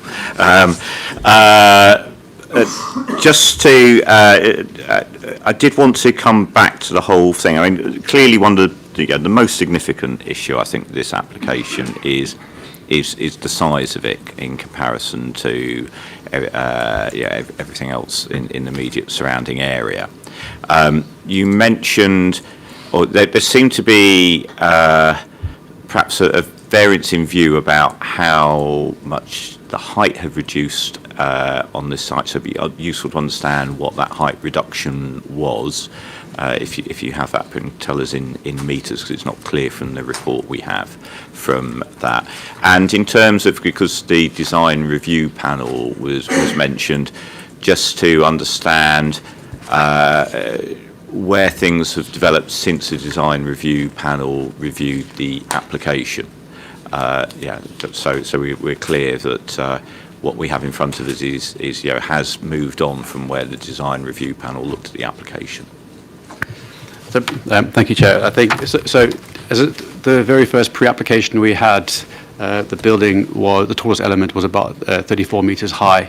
It was 9 stories, but that involved, that's when we actually, that option had to maintain the Juice and Builders Merchant on ground floor. So the ground floor itself was 8-9 metres, plus then 8 floors of residential with kind of a big kind of articulated roof, which gave it more height. Since then, the overall scheme in height has come down by about 10 metres. Part of this has been, although the tallest element now is 8 stories rather than the 9, what we've done is we've actually excavating the site to remove made ground that was put there when they constructed the railway. So we essentially have a lower ground and an upper ground. So we've used that to kind of, so from the railway, although the scheme's 8 stories at its tallest, it's 7 from the railway side and then 8 when perceived from the eastern side.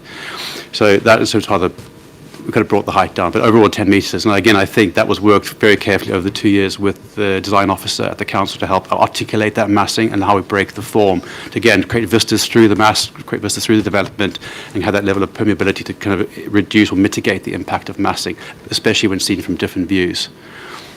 I think if we then have a look at feedback, so see we again, a lot of extensive consultation with the design officer at at Southwark Council, and we went to the GLA and DRP, and we had comments from them as well. The comments there were comments at the DRP about the scale and the mass and overdevelopment. I think the main comment for us with the DRP was they said the footprint was quite big, and there were concerns about fire safety. At that stage, we actually had more traditional terraced housing. We've got townhouses at the bottom end of the site. I think again, in consultation, we realised that perhaps it was a bit more awkward, so that was removed, and that the whole southern part of the site became a larger kind of woodland play area. It really has a kind of woodland characteristic, so we kind of leaned into that, took that comment away, and we took those townhouses out. So then we then had flatter development, and then the student accommodation. There was then the comment about height and the relationship with the building on the eastern boundary, and again, the massing was altered slightly in the leg. We see on the east, the massing of that was also reduced and pulled back from the boundary, again, in direct response to the comments from the DRP. So I think the DRP wanted to see, they had concerns about fire safety as well. That was fully addressed. Again, the scheme has to be compliant with the current building regs and the HSC. So again, that for us, and that also improved, the DRP also had comments around accessibility for Part M, wheelchair access, which again, we followed through and made sure the scheme is completely and easily accessible. So again, those were big takeaways from comments made at DRP.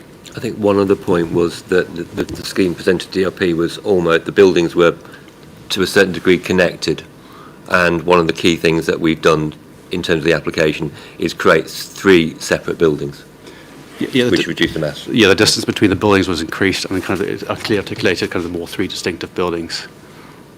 Okay, thank you. I'm not seeing any further questions from members of the committee, so I'd like to ask you to return to public seating. Thank you very much for coming forward and presenting to us. That was very helpful. Thank you. Okay, that brings us to if there are any supporters that live within 100 metres of the site that wish to speak to committee.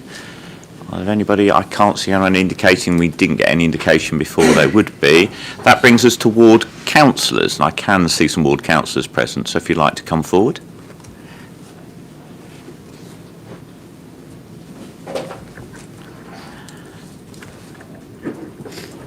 Thank you. I'm going to ask you first of all to introduce yourselves, and then I'll give you 3 minutes between you to present to the meeting. Hi everyone, I'm Councillor Portia Mwanganje and I am the Councillor for Goose Green Ward. And I'm Councillor James McCash and also Councillor for Goose Green Ward. You have 3 minutes. We have quite a lot to say on the topics of housing, transport, overlooking, the construction plan and biodiversity, and a number of requests in each of these topics. and we'd appreciate some questions on all of those. Okay, that was very brief. Do you want to, I'm going to pick transport first then, out of that list that you provided. If you'd like to do some further comments on that. Great, thank you. So I guess first thing to say is you don't see us often as Goose Green councillors in this committee. There's not a lot of development in Goose Green, which means that clearly we have to think very carefully about this one. I just wanted to thank everyone in the room, particularly Richard and Fabian, speaking on behalf of the objectors, and indeed everyone in the room has come along from Goose Green and put their views forward online, and indeed the applicants as well who've been engaging with us for some months, and particularly on the question of reducing the massing. So on transport, so this is an area that is within a low traffic neighbourhood. The Melbourne Grove is closed to motor vehicles at one end. There's sometimes an accusation that low traffic neighbourhoods are something that are kind of exclusive and only for kind of wealthier people. So I'm pleased that this proposal does bring social housing to this low traffic neighbourhood. I think that's a positive thing. The negative aspect to it, of course, is that in a low traffic neighbourhood right next to a school, people are used to there not being very many vehicles around. So we have a very key request that the construction management plan, when it is kind of finalised fully, that the vast majority, if not all, construction traffic is done through railway rise, and in general that there is also, we try to minimise the traffic movements in general, and I think there is really good practice within Southwark in being able to do that elsewhere. I recently visited a site on a very different site near the Southwark Cathedral, where they got the river, they got their cargo via the river. I'm not suggesting that's possible, but I'd be very keen to. We'd both be very keen to see if there's anything we can do to minimise that. May I move on to the other topics while I'm here, and then hand over to Portia for the remaining ones? Yes, I'll allow you to do that. Thank you. A very small, very simple request that we have. So there was a discussion about overlooking, and which I thought we thought was very important. And there was a line in paragraph 138 which stated that the most significant overlooking is from a corridor. It did strike us that if it's from a corridor, that's probably not an area that necessarily needs particularly good views in any case. Obviously natural light's important, but we wondered whether the applicant would consider making that frosted glass to remove that overlooking outright. So that's something I think we'd want to consider as a condition. And then I guess the more substantial point is about the housing. I think that's been a big discussion online, and it's been a big discussion in the room today. I think, student accommodation, if I could wave magic wand and decide exactly what was here, it probably wouldn't be student accommodation. I think it's fair to say. That said, I also don't think it's terrible. I don't think, and it seems like the objectors didn't think it's terrible either. We do come across students living in Goose Green when we're knocking on doors, and clearly if some of those chose to live in student accommodation instead, that would free up more homes, and so that's important in and of itself. But I think the much more significant point is regarding the affordable housing, and I think that this is kind of a key thing I really want to emphasise. Clearly, 40% is policy compliant, and was indeed above policy and compliant. Want to ask a question about the number of social housing units, because the officer report contradicts itself. On page 4, it says there are 31 units, and on page 5, it says there are 35 units. My understanding was that it would be 35 units, but it'd be good to have that clarified. I guess I just want to kind of, say something that for the council in the room will probably be aware of. We get a lot of casework, even in a place like Goose Green with not a huge amount of social housing. We get a lot of casework about housing, about overcrowding, about homelessness, and it does kind of follow a fairly standard pattern where someone writes to you and they're in dire straits, and they expect that the circumstances that they're in are so great that they will be allocated a home because they're in a really difficult situation. They're homeless, they've got nowhere near enough space for their children, and frankly depressing and frustrating reality is often we have to say, well, actually, you're probably band 3. You're not even at the top of the list, despite your circumstances. And that's simply because there aren't enough, there's not enough social housing in our borough, and there's certainly not enough social housing in Goose Green, and particularly family homes. And I guess we should note that hundreds of people who really are in dire housing need would benefit from this.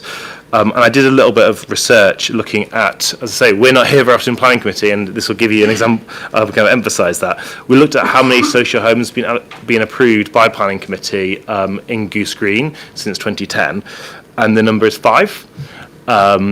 At that rate, and so that's in the last 15 years, at that rate, it would take 100 years to allocate the number of social homes that this application does today, which I think is very significant and should be a significant factor. However, we want to kind of emphasise two things that I think were raised already that's really, really important. First of all, the agreement with the registered provider. I think the point that the objectives raised was very important, that is so central to the scheme. If that's not the case, that is a huge problem. Obviously, the applicant has since told us that they do have an agreement in place, but we wondered whether it would be possible for that to be a condition, that the student homes can't be let out before the registered provider is fully kind of agreed and in place. And ditto would also request, I'm not sure how possible this is, that there's an element of local lettings applied as well, so that the residents of Goose Green, who, as I say, don't get many social homes available for them, would be given some kind of priority. I'm not necessarily saying for all of them, but for some of them. And on that, I'm going to hand over to my colleague, Councillor Morgan to talk about the other items. And I'm sure the next questions were going to be about biodiversity, and I will answer those for you right now. Firstly, actually, I want to say thank you to the residents that have voiced their opinions. I welcome their views and their concerns about this development. The requests / concerns that we had as councillors is about biodiversity. The south of the borough is very rich in terms of its biodiversity element, our green element. A lot of people come from around the borough, around London, to come down to the south of the borough to enjoy those amenities. And part of the application, I was looking at the biodiversity net gain, and our planning policy requires 10% of the biodiversity net gain to be reached. And at the moment, it says that only after the application, it will be able to offset that, but in a different way, because it's not going to be able to be, it won't be able to be fully delivered. So I just wanted to know what requirements are being placed on the developers to make sure that we're able to reach that. And we need assurances that that is actually going to be able to be reached, because that has to do with public health benefits as well, which is extremely important, especially for Charter East Dulwich, our young children. We have a very good school streets policy in Goose Green, which is the reason for that is to make sure that we have clean air for our young people. So we need to make sure that we are meeting our biodiversity net gain and meeting our public health goals in that aspect. As residents have raised before, there's going to be disruption to the area. There's going to be disruption to Charter East Dulwich. There's going to be disruption to local businesses. And what I want to ask on behalf of my colleagues, and what we are asking, is for the construction management plan to have whatever is going to be set out in the construction management plan is consulted and reviewed by the residents, and that they have an input in how that is going to work. So, for example, if it says that it's going to, construction is going to go on from 8 to 5 p.m. and it exceeds over that, residents have to be able to voice that. If this goes ahead, they need to be able to have access to whoever is managing this site to have those their views heard. It can't just stop right here, right now. We need to make sure that residents are involved throughout the whole step of the construction, because I think that's the most important point for me and for our residents, is that this is not the only place that they get to speak, that they continue throughout this whole process to get their voices heard. So the construction management plan is one of the aspects of doing that, making sure our residents are continuously involved in something that is going to impact them. And that is essentially our request tonight, to make sure that that is considered. Thank you, that's very helpful. just to quickly touch on the local lettings, because we explored this only at our last meeting last month on the 5th of March, because we had a similar request. And that was slightly different because it was a council scheme as opposed to a scheme with a registered provider.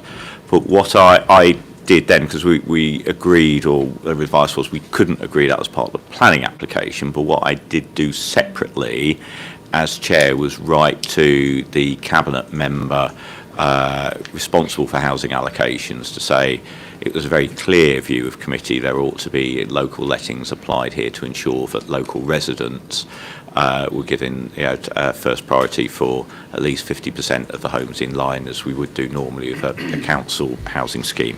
Now this is obviously a slight remove in that it's an RP rather than a council scheme, but I'm certainly willing, if committee would like me to do, and if we do agree this, to do something similar then and ask, given that that the homes, although it's Wandle, they would be nominated through the council's housing list process and so effectively bid for by local residents, that is something that I could certainly ask the cabinet member for housing to consider as this comes forward, to see whether we can find a way to do that. So I can only ask, I can't insist, and we can't set it as a condition here, but I'm seeing lots of nods from committee members, so that would be something I'd be happy to do if that'd be helpful.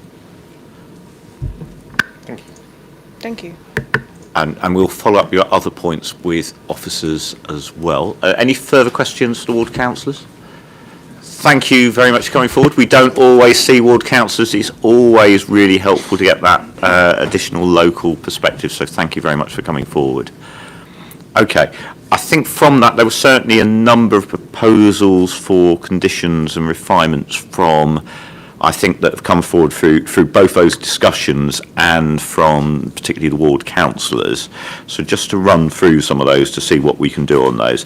I think in particular, I heard very strongly the view that there needs to be a process around any construction management agreement, if this was approved, to ensure that local residents felt they could influence things, both influence, I think, the plan, and also have a clear process by which that they could escalate any breaches of that plan with the developer in a way that they felt was able to respond to things. So to get officers' advice on that, please. So we can achieve that. So on other large schemes, as Councillor McCash said, we do have mechanisms where we agree with the developer and their contractor for regular meetings with residents groups, a contact, and also officer attendance and ward member attendance at those meetings. So if problems arise, then you have not just the developer and their contractor, but also the relevant officers and also the relevant ward councillors there, and they tend to be able to kind of resolve things a bit more quickly. So you can certainly write that into it. And I think in terms of the obligation and the structure of the obligation, yes, in the developer working that out, we can then, before that's agreed, share that with residents and residents who've turned up tonight and get their views on that as well, before that obligation was finalised. Thank you. Councillor Hartley? Just on that point, Chair, I mean, it seemed to be a clear preference from ward councillors, and I thought an acknowledgement from the developer that that the starting point for this plan should be Railway Rise rather than any other entrance. And obviously these things have to be worked out in detail, but as a starting point for local discussion, that seems like a good place to begin. Okay. I think that seems helpful. Sorry. Colin? Yeah. I mean, and we can make that we actually can make that explicit in the condition. That the condition is granted on the basis that the access would be through Railway Rise. So that would be the starting point for that further negotiation. And so other conditions that we've discussed was a suggestion by Councillor McCash that the corridor area that was identified in paragraph 138 as being a particular problem for overlooking, whether we could look at the glazing there to ensure that was obscured so that there wasn't that risk. Dipesh. Thank you, Chair. So, sorry if it wasn't clear in the report and in my presentation.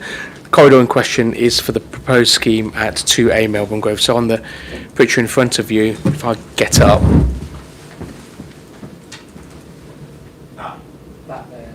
Oh, so it's not part of this scheme, it's the impact on that by this development, it's not a corridor within the That's right, development it's itself. Okay. limited because the overlooking would be onto a corridor.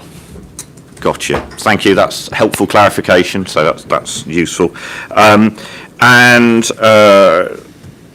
guess just to return to the point about what conditions we can put in terms of students, and I think one of those things in particular is a clear concern again that was raised by the objectors that we haven't discussed so far is about the movement of students, in particular that point when they're arriving, or probably less so when they're leaving, but certainly when they first arrive there, bringing all their stuff, getting deliveries of all their belongings. How is that something that can be conditioned as part of all of this to ensure there is minimal disruption to the people living nearby? So that would be included within the student management plan, which is recommended as a planning obligation, part of the 106. And as the planning agent mentioned, that would be developed following further discussions with residents. Thank you. And we also had the point about biodiversity and about how this was meeting the 10% net gain policy. Who would like to speak on that? Yes, so the sites, they're simply not been able to meet that 10% net gain on site, so the applicant would need to buy some credits off site, and that would be secured within the 106, and that would be as part of a nationally recognised scheme to buy credits off site. So I guess the follow-on question from that is what guarantees are there for local residents that would benefit where they live locally rather than being used on pine trees up in Scotland or something? Yes, so I think what we could do for that, Chair, is in spending that money or allocating those credits, that's something we can bring back to committee. So committee can be assured, and council and ward councillors can also be assured that those benefits are for people in Southwark, and ideally within the ward. Yeah, I think in particular, we'd want to see any being delivered within the Goose Green ward area. I think that's definitely what we want to see as part of all of this. And that would certainly be the intention. Okay, but that's going to come back, and we would, if that is to come back, could we ensure that ward councillors are involved in that so that they get to see any proposals on that? Because I do think that's a really important point. Okay. Any further follow-up questions with officers? We've obviously also dealt with more broadly the student management plan in terms of how managing student interaction with local residents and how local residents can influence and inform that, and the developers seem to indicate they were happy for a process which involved local residents to help finalise that. That's definitely something we can do, we're happy with. Thank you. Councillor City. This is more of a question just to get a bit more insight, because I did ask the question from the developers. So obviously one of the biggest area of concern today is height and density itself. And I asked the question as to why they couldn't go a little bit lower, and the answer seems to be, well, it's not viability. It's more optimization, which means it's just a choice. Is that correct? Rather than they're not forced. No, it's not a straightforward choice, because fundamentally the scheme has to be viable to be deliverable. They said it's not nothing to do with viability. No, in terms of the consideration, one is certainly the optimising of the site, but the other consideration with both housing and student schemes also has to be their viability. It is very challenging to deliver housing. Councillor McCash mentioned that the rate of affordable housing delivery in the ward, the rate of social housing delivery in London in the last year has been 1,000 homes in a city of 9 million people. There are 18,000 people on the housing waiting list in Southwark. Last year, of those 1,000 homes delivered in London, 250 of them are in Southwark. So Southwark is doing pretty well, actually, in very difficult circumstances.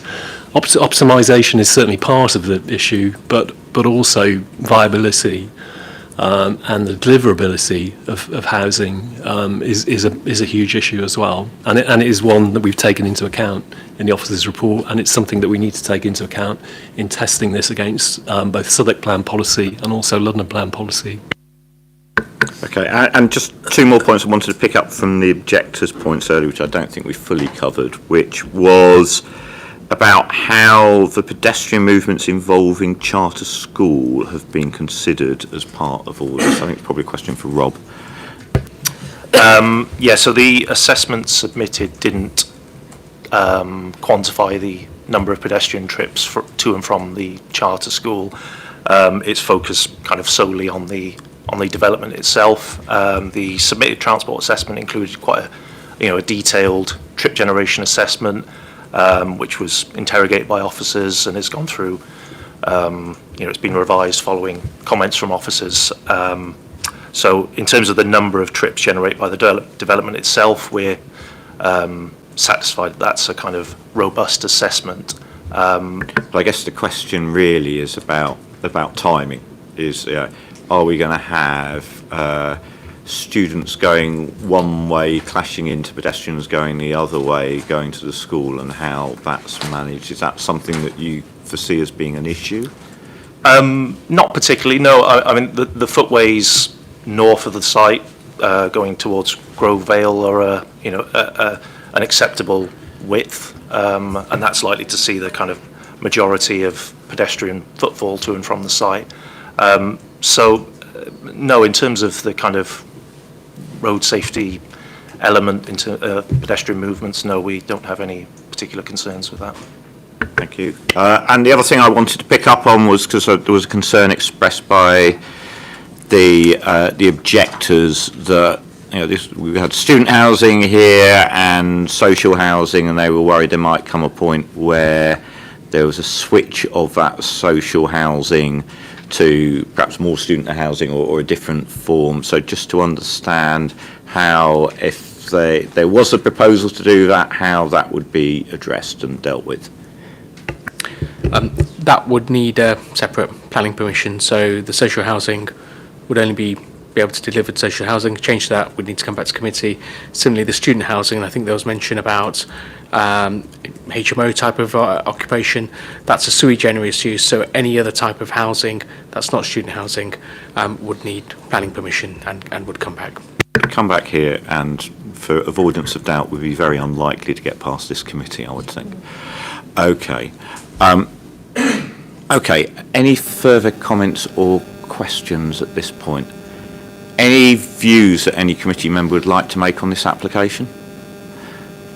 I'm happy to start with mine, if that would be useful. So I think actually is one of those points that Councillor McCash made that I thought was struck me quite strongly, was the fact that it's probably if you look at past history of delivery of social housing in this area, it's been extremely slow, and this amounts to the amount of social housing that would take.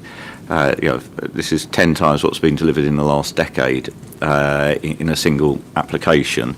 I'm also sort of very mindful that, for me, one of the things that I thought was definitely one of the positives about the application was the size of the units there, and obviously it was to see that number of 4-bedroom places in particular coming forward is refreshing and is sadly quite unusual compared to other applications, and certainly that is certainly something I would welcome. I also the point about the affordable workspace, the impact, the support for local economy, and it's actually got, although we've heard about the issues about the biodiversity, we actually do have quite a positive urban greening factor here that's above the usual sort of levels that we'd see on a site like this, albeit not by a huge amount, but it certainly is better than usual. And yeah, we're seeing more affordable homes than our policy sets out as the minimum, which is, again, sadly not something we're seeing too often at the moment. I mean, clearly, we do have some very big concerns that local residents have brought forward here. I think the biggest for me is probably the height and the massing of this, and it's clearly going to have quite a sizable impact on a streetscape which is mainly sort of 2- and 3-storey buildings at the moment, and that is going to have a particular impact, albeit I do note that the tallest elements of this site are sort of behind where Charter School is, and so therefore actually some of those highest elements are already effectively screened by where the school is viewed from the east side of the site. And obviously there's big daylight and sunlight impact, and students is always a controversial issue. Everybody thinks students need to be housed and nobody wants them living near them. And that obviously is a big problem. And we have to, I think, see this issue in the context of a London plan which tells Southwark that we need 10,000 student homes built in the borough, of which this is 3.6% of it, which is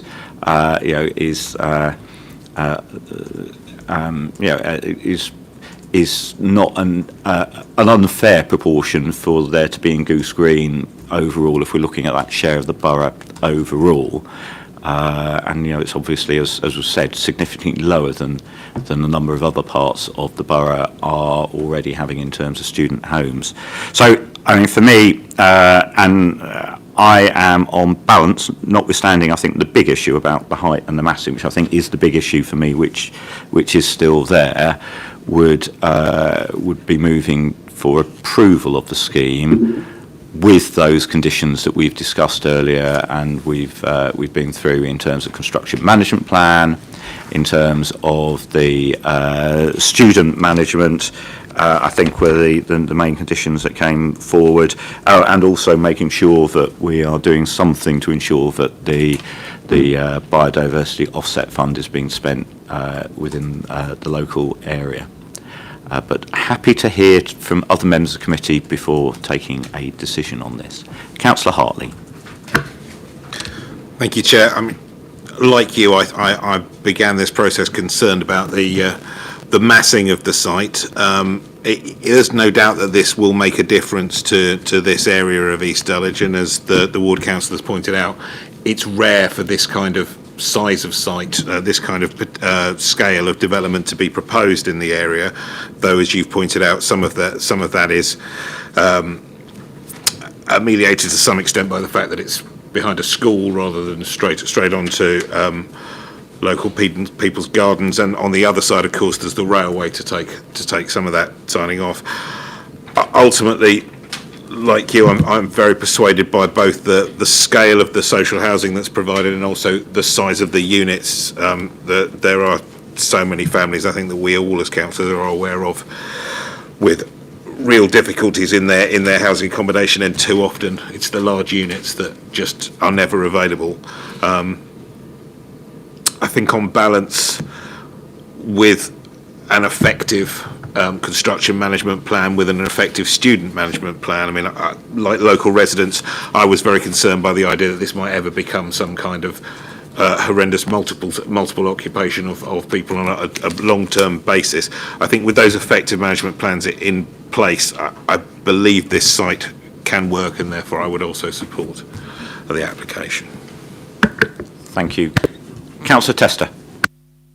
Thank you, Chair. I think obviously on this committee in the last year or so, we've seen an awful lot of student accommodation applications, and I do really welcome that this application has on-site affordable housing, on-site social rent. It's not being sort of put elsewhere, and I think the ward councillors' arguments about the number of social homes that have been delivered in the ward in the last 10 years are incredibly compelling. I completely agree with what Councillor Hartley said as well, that I'm really happy to see larger affordable homes here. I completely agree that we always have residents coming to our surgery who need 3 and 4 bed homes, and there just aren't enough of them in the borough. So I think that's a really, really important part of this. Notwithstanding the kind of comments from the applicant's agent about the student accommodation, I am somewhat sceptical about having student accommodation here, but I do accept that my own scepticism is not necessarily a material planning consideration. And I also concur that since I was a student in London 10 years ago, that rental prices have skyrocketed, and I can absolutely see the appeal of living in student accommodation beyond your first year, and instead of being in sort of insecure renting, living in zones 4 and 5, I can absolutely see the appeal of perhaps living in student accommodation slightly further out than I lived in student accommodation 10 years ago. So I do think that, I can sort of understand the need for some in this area. I think where I've raised concerns previously, it's about the kind of over-concentration in certain wards of the borough, and I don't think that this applies, and I completely agree with the chair that it's good to see that not every single student accommodation application is coming forward in Bermondsey and the Old Kent Road.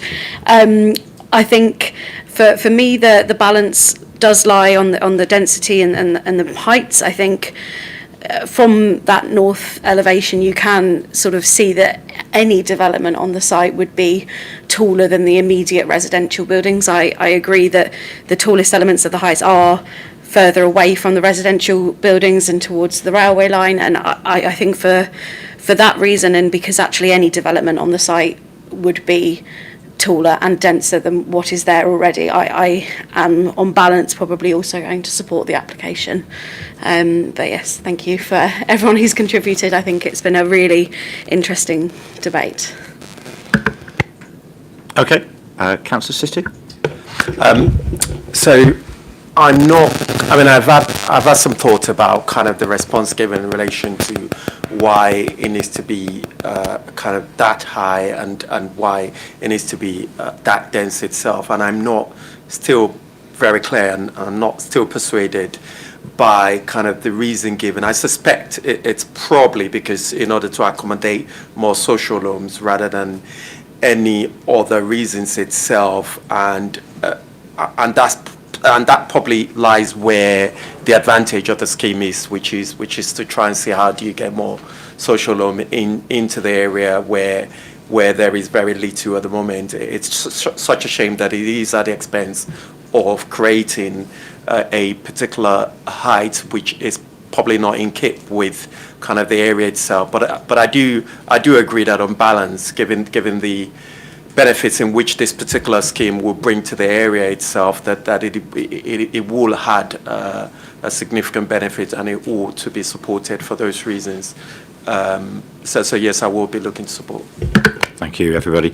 Okay, I'm going to move to a resolution. So just to set out again, things that I think we're making sure that have to be, as part of this, we're agreeing that the construction management plan, there will be a process there which involves the local community before that is agreed by the council. Similarly with the student management plan, that there is a process there to ensure that there is full consultation of local community before that is agreed as a planning condition.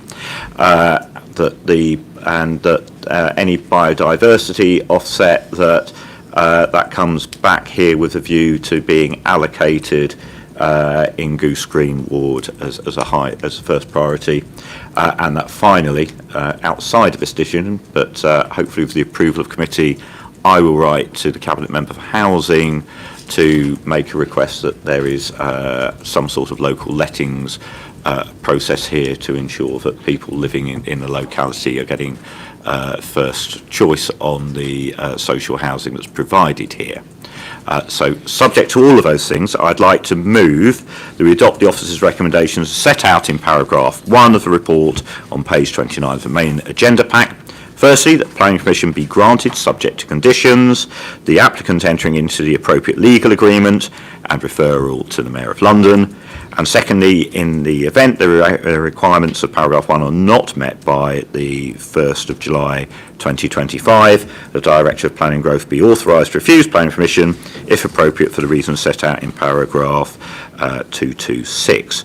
Does any member wish to second this recommendation? I've seen Councillor Tester, thank you.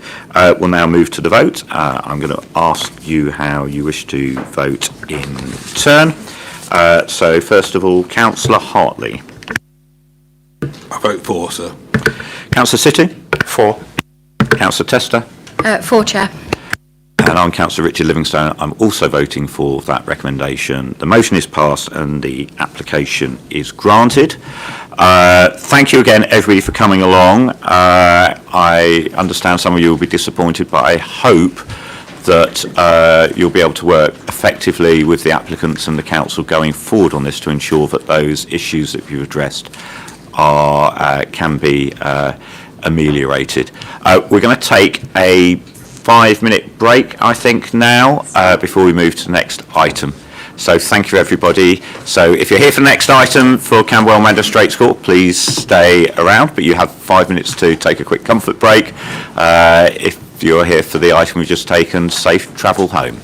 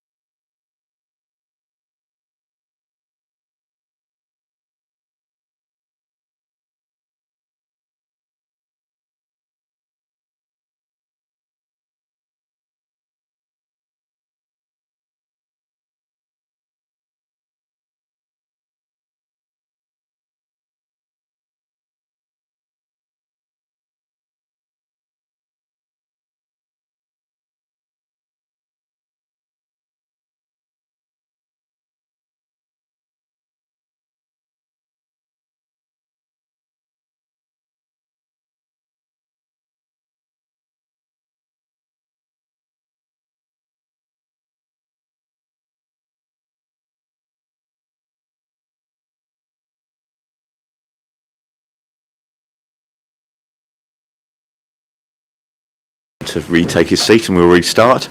Welcome back, Councillor Whittam.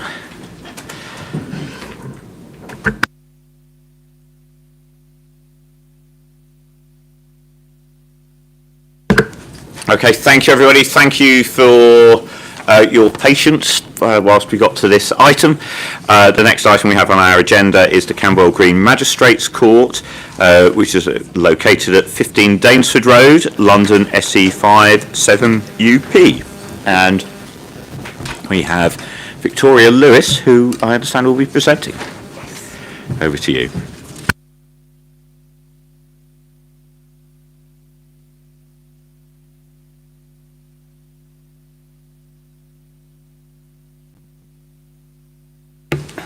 Thank you, Chair. This application is for the conversion and extension of the former Camberwell Magistrates Court, which has been vacant since 2020 and is currently boarded up. The building is 4 to 8 stories high and sits above a 2-storey basement, which is accessed via a vehicular ramp off Danesford Road. The site sits within Camberwell Town Centre and is in close proximity to Camberwell Green Conservation Area and a number of listed and locally listed buildings. It's located to the east of Camberwell Library, and there is a large paved open space between the two buildings, which is described in the planning application documents as the plaza. So that's the site location that you can see on the slide there. And these are some of the images of the existing building on the top left. And top right, that's the landscaped area, or hard paved area known as the plaza. We've got another view of the Magistrates Court on the bottom left, and on the bottom right is Camberwell Library as viewed from the direction of Camberwell Road, and you can just see the Magistrates Court building appearing behind it. And these are some more photos of the surrounding area, which shows the extent of the hard landscaping around the site and a route along the northern side of the library. Full planning permission is sought to extend and convert the building into a mixed-use development comprising community floor space, recording studios, a 150-room hotel and 134 new homes, including 35.1% affordable housing. The existing concrete frame of the building would be retained and the building would be extended upwards so that its overall height would increase from just over 30 metres to just under 53 metres, or a 22-metre increase. The hotel would include an ancillary cafe and co-working space, both of which would be publicly accessible together with the hotel lobby. And the plans have been amended during the course of the application to change the massing of the top 2 floors, which has resulted in 10 homes being removed from the scheme and some minor changes to the community and recording studio spaces. And these details are set out in full at paragraphs 34 to 40 of the officer report. I'll just show you some of the proposed images. So this is the front elevation as you'd see it from the plaza, that hard landscape space. And you can see the red outline which shows the extent of the existing building. So there would be an upward extension on the lower part of the building and also to the tower as well. So that shows the difference in height between what's there now and what they're proposing.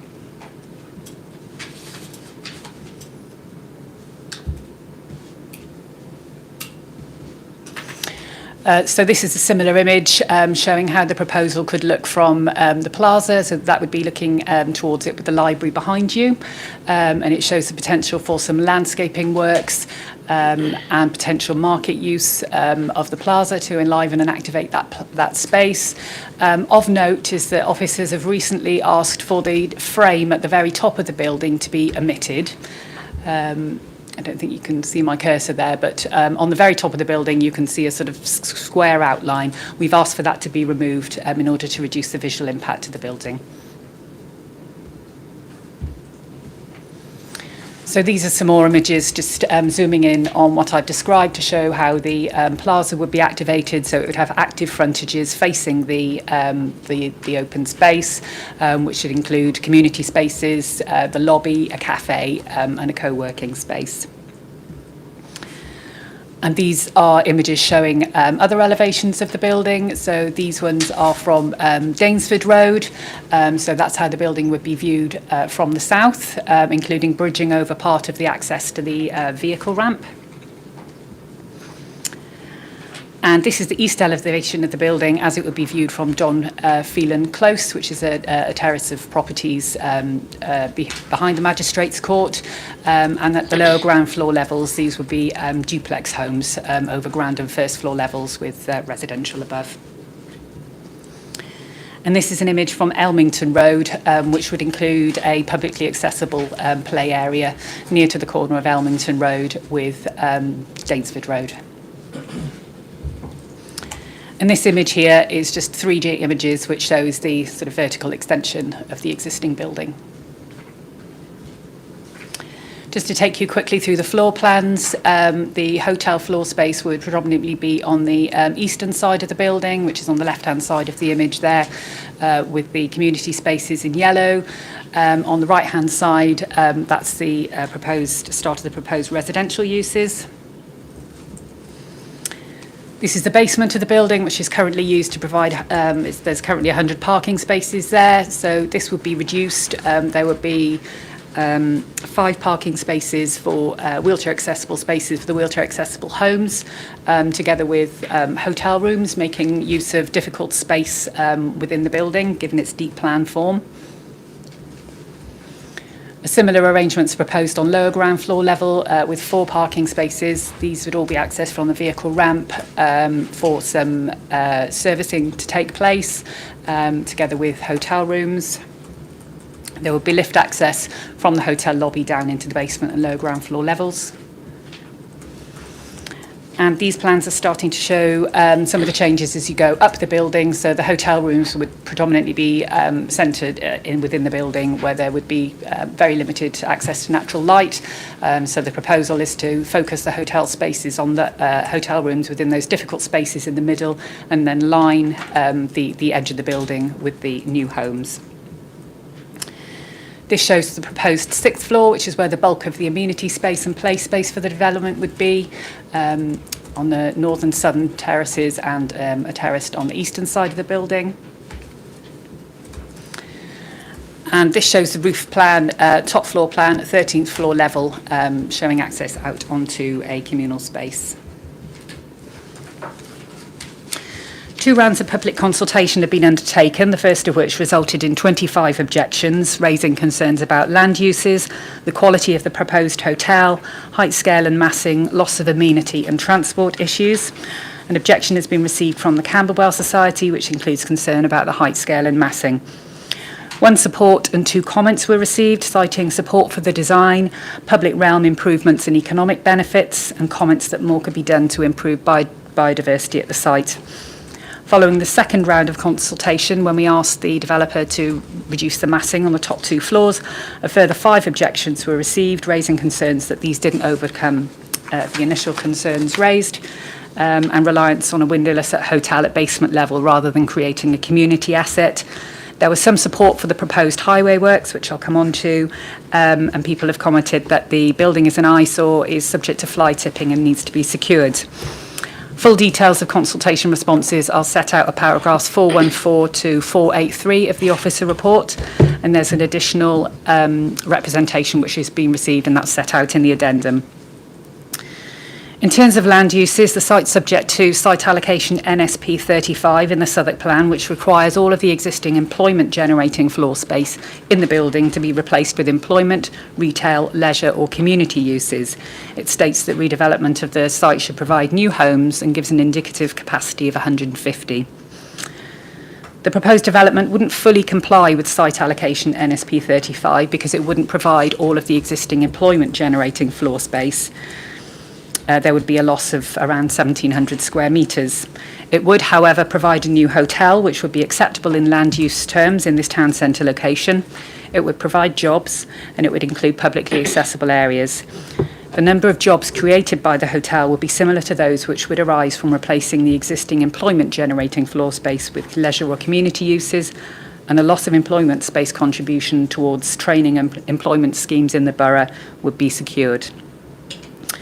The proposed hotel would be unconventional in its design, as most of the rooms, 60% of them, or 90 rooms, would be windowless. But it would make a commercial use of difficult space in the middle of the building, which arises from the retention of the existing frame. And we consider that the retention of the existing frame is positive in terms of carbon savings and reducing construction waste, and it meets sustainability objectives. The applicant has identified similar windowless hotels in London, and other than a requirement to provide 10% wheelchair accessible rooms, there's no policy or guidance relating to the quality of hotel rooms. And paragraph 75 of the officer report sets out details of an appeal decision at a site on Blackfriars Road, which included some windowless hotel rooms, and the inspector noted that there's no planning policy excluding such accommodation. We've consulted the Environment Agency and specifically flagged with them that there would be hotel accommodation at basement level, and they haven't raised any objections. And following some amendments to the scheme, the Council's flood risk and drainage team were also satisfied with the proposals.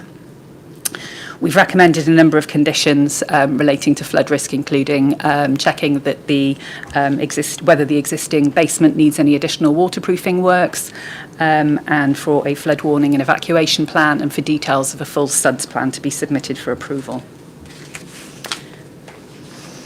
The applicant has advised that the hotel would be operated by Zedwell, which has hotels in Piccadilly, Greenwich, between Cutty Sark and Deptford stations, Tottenham Court Road, which is an underground hotel, and Knightsbridge. A further hotel is planned in Victoria, as well as in Manchester and Edinburgh. The Zedwell brand operates lifestyle bedroom-focused hotels with limited food and drinks offers. Many of the rooms are windowless by design and include high levels of soundproofing and filtered air to provide quiet, what they describe as cocoon spaces. The applicant has advised that the rooms are likely to start at £71 per night from the first year of operation, increasing to about £90 per night by the third year. All of the rooms would be private, so there would be no shared dormitory type spaces. All of the rooms would be en suite, and the average stay is estimated to be 1 to 3 nights.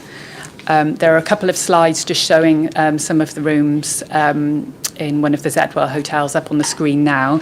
At the very end of the presentation, there are more details of the hotel, which were always also forwarded after the briefing. With regard to design, the extended building would be a tall building, as it would exceed 30 metres in height. And although the existing building is already over 30 metres, it's not particularly visible in the surrounding area.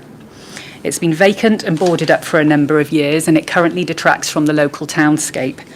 The proposed development would improve the local townscape in this respect, in our opinion, particularly with the active uses which would line the plaza and the public realm improvements which are proposed around the site. Whilst Camberwell is not identified in the Southwark plan as an area where tall buildings are typically expected, Policy P17 states that individual sites where taller buildings may be appropriate have been identified in site allocations, and the site allocation for this site refers to the potential for taller buildings, subject to consideration of impacts on character, heritage and townscape. There would be no direct heritage impacts arising from the proposal, but the development's height would cause indirect harm to the setting of several heritage assets. The harm is considered to be less than substantial. Move the slide on. Oh, yeah. Yes, this shows you where some of these heritage assets are. So the brown area is the Camberwell Green Conservation Area. The green is a listed building, which is Camberwell Baths, and the yellow are locally listed buildings, including Brighton House and Park House, and a number of Peabody blocks, which front onto Camberwell Green. So there would be, the harm is considered to be less than substantial and for the most part at the lower end of the range, but becoming more moderate for the Grade 2 listed public baths in Artichoke Place, and I'll show you some slides of that shortly. The proposal would also cause less than substantial harm of a low order to the Camberwell Grove Conservation Area, and these concerns about heritage harm have been echoed by Historic England and the GLA. And in accordance with the NPPF, the London Plan and Southwark Plan policy, these heritage harms must be weighed in the balance with the public benefits arising from the proposal. So this image shows how the scheme could look would look from Camberwell Green, broadly in the centre of it. And the point I made earlier about the frame being removed, you can see the frame is there on the left-hand image, but on the right-hand image, we've asked the developer to remove that, and that will be a condition of any planning permission. The same applies for the frame here. So this is a slightly different position from within Camberwell Green, which shows how the visibility of the development appearing over the back of the locally listed buildings. And this image shows it from slightly further afield, close to the junction with Denmark Hill.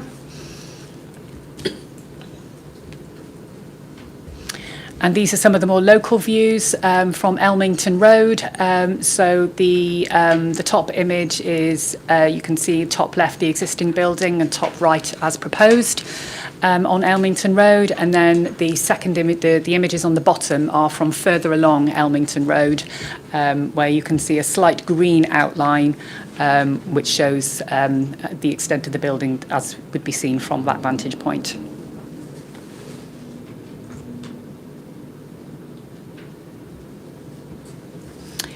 So this image shows the impact of the proposal on Camberwell Baths, which is a Grade 2 listed building. The green outline shows the proposal before it was amended, and the pink outline shows the current proposal, which we're asking members to consider. So there would be some visibility of the building in the backdrop of the listed baths, albeit that it would be at some distance behind it. These are some images from within the Camberwell Grove Conservation Area.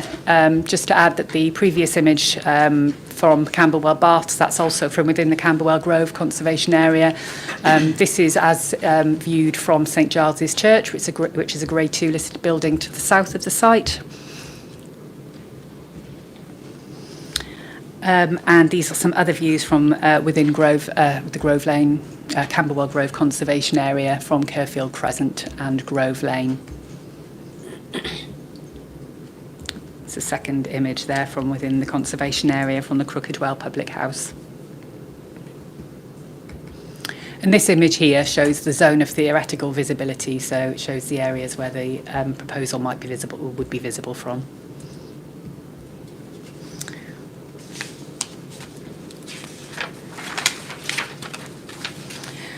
In terms of affordable housing, as the site was formerly in public ownership, the scheme should deliver 50% affordable housing subject to viability. The viability of the proposal has been independently reviewed by Cluttons for the council, and Cluttons have advised that the 35.1% affordable housing with a policy compliant tenure split is the maximum reasonable viable that the scheme can support, and this would therefore be secured through the legal agreement, and that would equate to 36 affordable homes comprising 24 social rented homes and 12 intermediate homes. It's the proposed hotel which is driving the value in the scheme. Therefore, any reduction in the hotel floor space to increase community or employment generating uses within the building would reduce the level of affordable to below 35%. Policy IP3 of the Southwark Plan makes it clear that where a development can't viably support all of the requirements of a site allocation, then priority should be given to affordable housing where that's been demonstrated on viability grounds. So this image here just shows some of the landscaping works which are proposed. As you've seen from the photos, the existing plaza doesn't really have much greenery. There is a nice landscaped area at the back of the library, but beyond that there isn't a great deal apart from some trees around the edges of the site. So the applicant is proposing to resurface the plaza with permeable paving and add new planters and tree planting, together with planting to the terraced areas to serve the development. The proposal would deliver a policy-compliant mix of family homes and wheelchair-accessible homes. There would, however, be a high number of single-aspect homes, 46.3%. 19 of these would be north-facing, including 4 three-bedroom homes. And this is a direct consequence of retaining the existing concrete frame. Because the building has such a deep, large floor plate, there are some homes within the middle of the plan form which would be single-aspect. When you add together the dual aspect and the enhanced single aspect, the total would come to 53.7. So that's something that we've noted as a concern in the scheme, and that's a consequence of retaining the existing building, which is something that we've supported. But overall, however, the homes would perform well in terms of daylight. 99% of the rooms within the development would comply with the BRE guidance for daylight, and 78% would comply in relation to sunlight. So that's, whilst there would be some shortcomings, that overall the compliance rate would be quite high. In terms of neighbour amenity, there wouldn't be any significant adverse impacts on the neighbouring properties in terms of daylight and sunlight, mainly because there's already a large building on the site, so much of the impact has already occurred. So therefore, by factor and degree, there's not a significant impact beyond what's already there. A number of conditions and obligations have been recommended. The proposed including limiting opening hours, plant noise, and requiring a hotel management plan. The proposed development would increase passive surveillance around the site, and the hotel would have 24-hour on-site security and management, with active uses fronting the plaza, which could be open up to 11 p.m. daily, making the area feel safer, particularly at night. The hotel would install its own CCTV and security measures around the building, and following consultation with the council's community safety teams, a contribution towards additional CCTV in the area would be secured through the legal agreement. So this is just some information on the single aspect homes.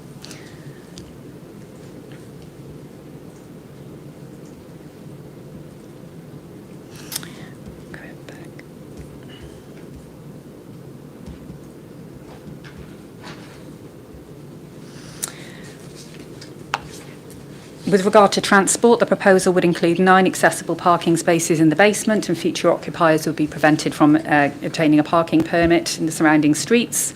Whilst the proposal would result in some additional vehicle trips, these would not adversely impact on the surrounding highway network. 2 of the roads surrounding the site are particularly wide, Elmington Road and Danesford Road, and they include central reservations, which I understand were designed to accommodate the needs of the Magistrates' Court. So these proposals include the narrowing of these roads in order to provide additional public realm and planting around the site and improve the pedestrian environment. So this would result in some loss of on-street parking spaces, but these would align with active travel objectives, and vehicular access around the site would be maintained. The proposal would incorporate measures to reduce carbon dioxide emissions by 76% beyond the building regulations, and there'd be a contribution towards the council's carbon offset fund. As mentioned, the plaza would be re-landscaped.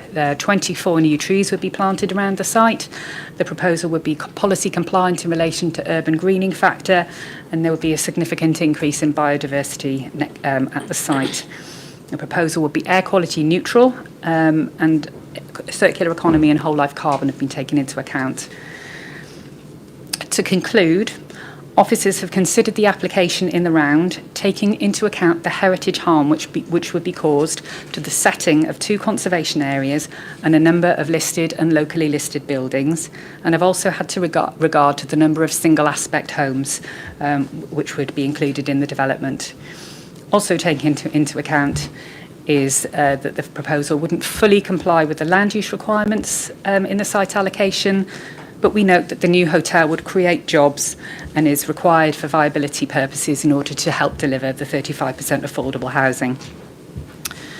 The heritage harm requires clear and convincing justification in terms of public benefits. And in this instance, the public benefits are considered to be the reuse of the existing structure and the carbon savings that would deliver, the improvements to the public realm and activation of the ground floor of the building, improvements to the pedestrian environment, job creation, and the provision of new homes, including affordable homes. Given the pressing need for affordable homes in the borough, officers have given significant weight to the provision of 35% affordable housing and the policy compliant tenure split. Consequently, whilst the heritage harm and the number of single aspect homes are noted, on balance, it's concluded that the public benefits would outweigh the heritage harm caused in this instance, and therefore we've recommended that planning permission is granted. Thank you. Questions from committee members? Councillor Whittam. Do we have a flood risk assessment people here? The applicant has indicated that they brought their flood risk assessor with them. I will speak to Yeah. Councillor Hartley. Just a couple of quick questions about the visual impact. Did I understand you correctly at the beginning that committee should consider the illustrations as effectively no longer containing, I'm going to be ungenerous here and describe it as the cage at the top, so that'd be replaced by what, a sort of more standard sort of waist or slightly higher type protection for people, and that presumably would be similar to the sixth floor spaces. And then, sorry, this is on page 59. We've got the proposed view from Denmark Hill. Without giving away too much about my knowledge of the area, I mean, it's not very far up Denmark Hill. I mean, I think that's probably not even equivalent with the McDonald's. If we go further up Denmark Hill, does the building become more? Does it have more impact? I'm trying to imagine if we go further up and looking down, because it's quite a major road with quite a lot of traffic on it. Defer to my design colleague on that one. In this instance, it actually becomes less visible because the road actually bends, so it actually starts to fall behind. So it's primarily here is probably the last point moving southwards up Denmark Hill. Okay, that's helpful as a bit of perspective. Any further questions from committee members? I guess I do want to come back to this point about 35% versus 50%, given this is a public land use. Just to go through that again, because obviously any application in terms of affordable housing is subject to viability.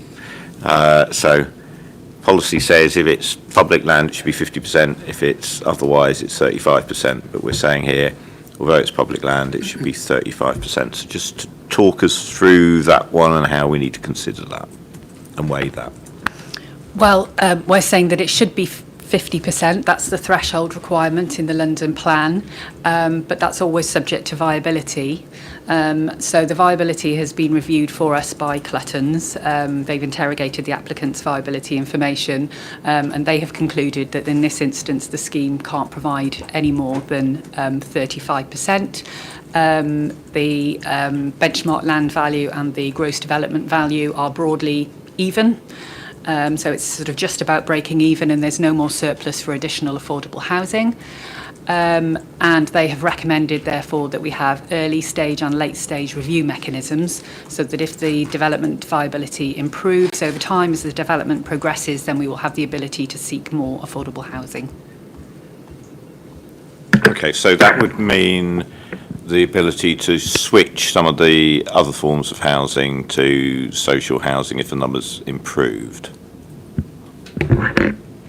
That's correct. Usually in the first review, the early stage review, that's what would happen. For the late stage review, it would generally be a payment in lieu. That's helpful, yeah, that makes sense. Yes, because obviously doing it at the last moment is unlikely to work as a development. Yeah. That's helpful. Thank you. Councillor Whittam. Yeah, just something that struck me when you showed us the page 67 is that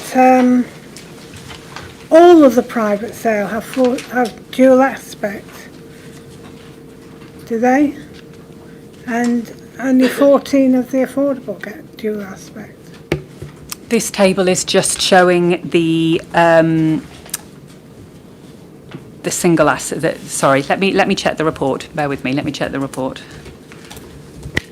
Because it's if the private sale, you have to be private sale to get dual aspect. It seems not equality of tenure or aspiration. There's a phrase I can't think of now. yeah, tenure blind, isn't it? Sorry, Colin. Yeah, Councillor, I think that's probably a function of where the affordable is located in the building, because I think the affordable is located at the lower levels, and I think it includes the properties that have front doors. So part of the discussion with the applicant was enabling, in order to make the Section 106 affordable housing attractive to an RP, and in the last report we considered, Wandler were going to take that Section 106 affordable housing. So it's partly about managing service costs, tenure blind in terms of the quality of the architecture, which is very high.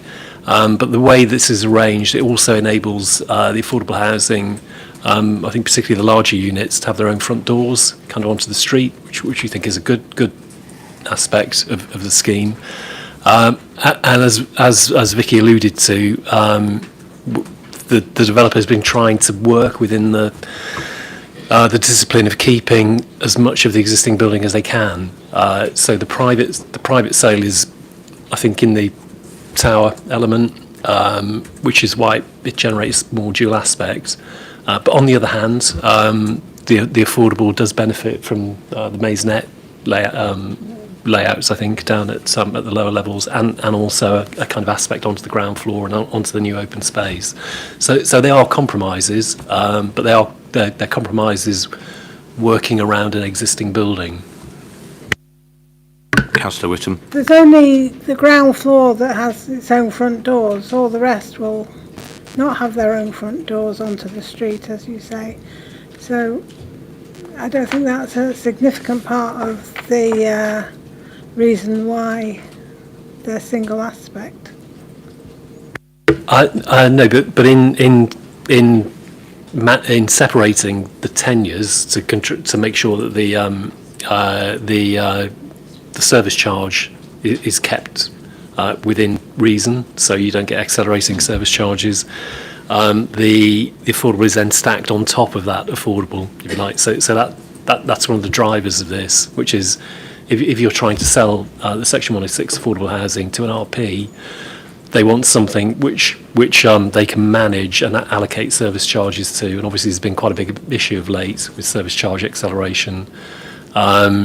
Less of an issue in social rented, but it's trying to achieve that aspiration to make the Section 106 attractive to an RP, whilst also delivering affordable, which generates enough value to pay for the affordable housing, and obviously the hotel is part of that equation as well.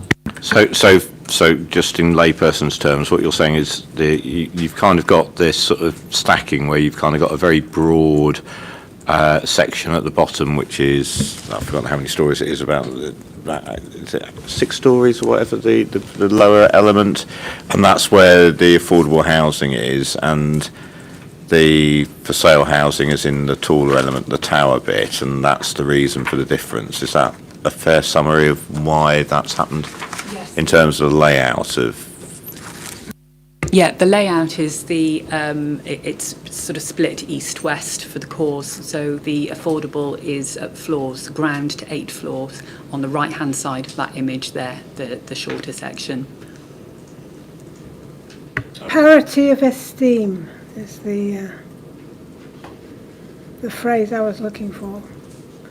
So the blue ones on the left have a higher number of dual aspect than the pink ones on the right.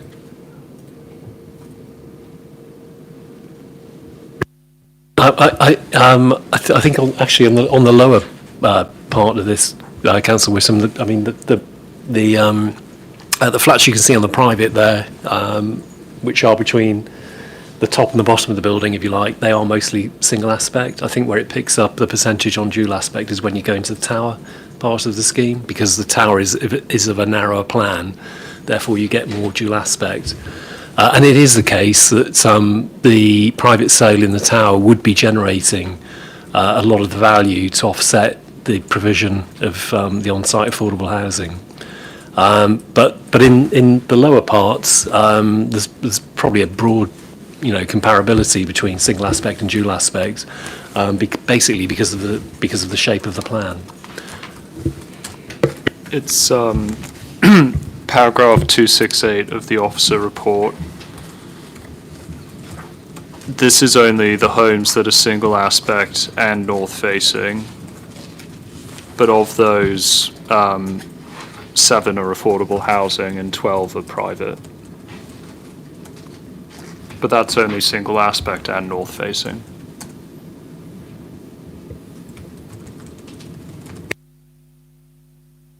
I mean, and certainly I think all the other schemes we bring to committee usually avoid single aspect north facing. But again, because we're basically dealing with an existing building and the retention of an existing building, we're balancing that carbon saving and that reuse of a building against a compromise on the single aspect north facing nature of some of the flats. But as pointed out, I mean, they are they have been minimised as much as is possible within the compromises that have been made in reusing the existing building. Thank you. Further questions from committee members? Councillor Whittam? I'm a bit concerned about losing parts of the highway in order for this scheme to reach its level of amenity space that it's supposed to have. We're taking extra space from the surroundings in order to make up the shortfall. Is that right? It would be to enhance the public realm and pedestrian, so it would be public space. So the narrowing of the the narrowing of the carriageways would be to provide extra public realm, not amenity space for the development. It would be public space.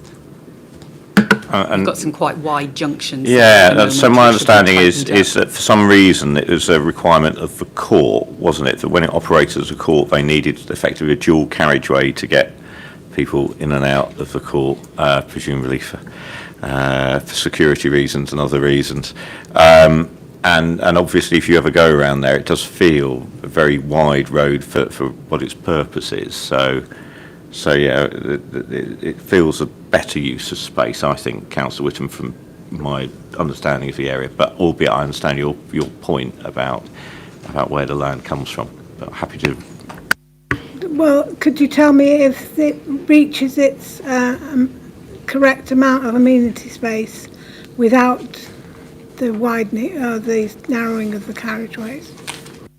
Yes, it does. Yeah. The amenity space for the development would be at 6th floor level.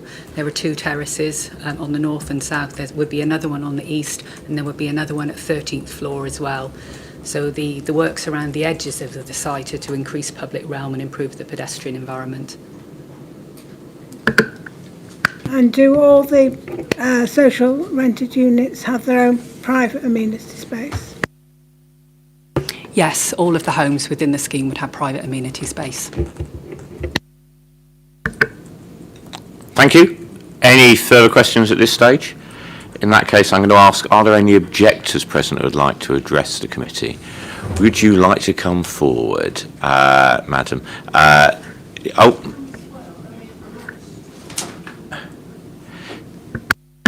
That's fine. Yes, yeah, if you'd like to come. Yeah. Councillor Dixon-File, we obviously, as ward councillor, would give you the opportunity to talk as ward councillor separately, if you would like to do that. Sorry, we would, as your ward councillor for this site, we would allow you to speak as ward councillor later on in the proceedings if you would prefer. Oh, okay. I'd prefer to just go now. I mean, yeah.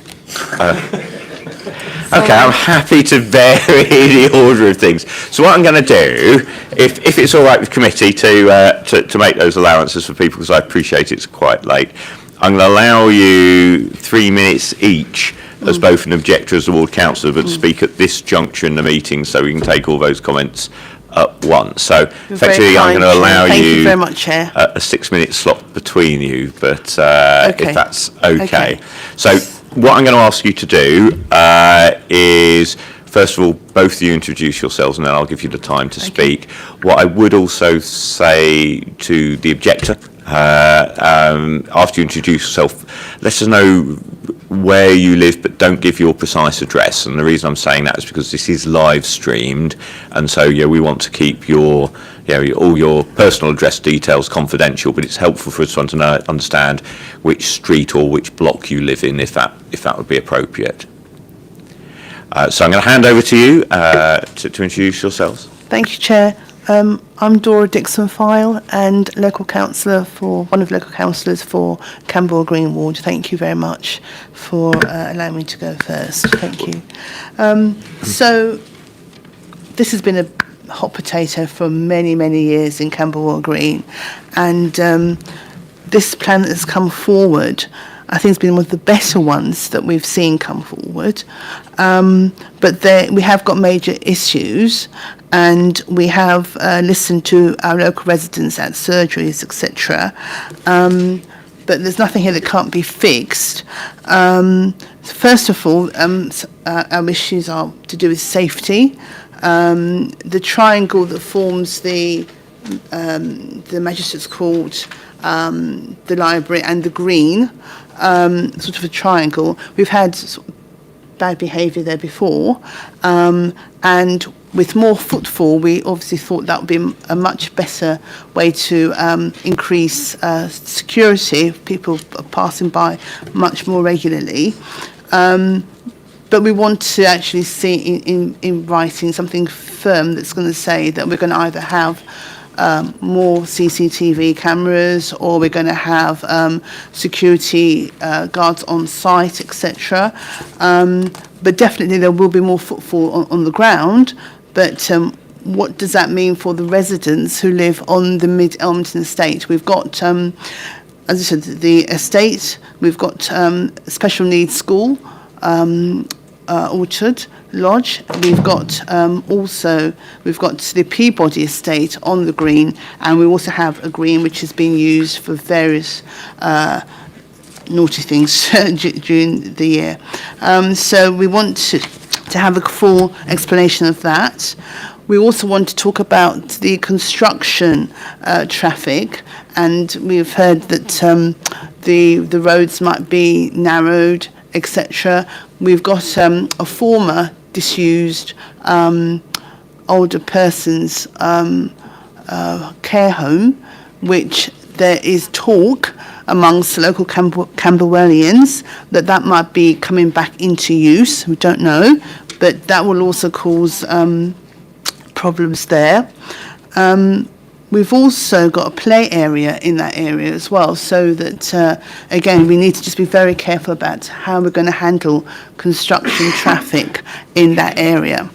And then also we want to know what sort of benefits local residents are going to get. For example, we all know here we've got a big apprenticeship. We're pushing on getting apprentices trained and to get them into that career. But also into the hospitality industry. How's that going to look for people who are living in that area? What sort of focus is the developer's going to give towards people who need jobs, etc., from those communities? And also listening. We want, if this all goes ahead, we want to know that there is a format, there's a way that we can actually encourage the residents who are very active in that area. We've got very thriving TRAs around that area, tenants and residents associations in that area. So they would want to have a constant say in what's going on and keep their fingers on the pulse of what's actually being built and constructed in that area.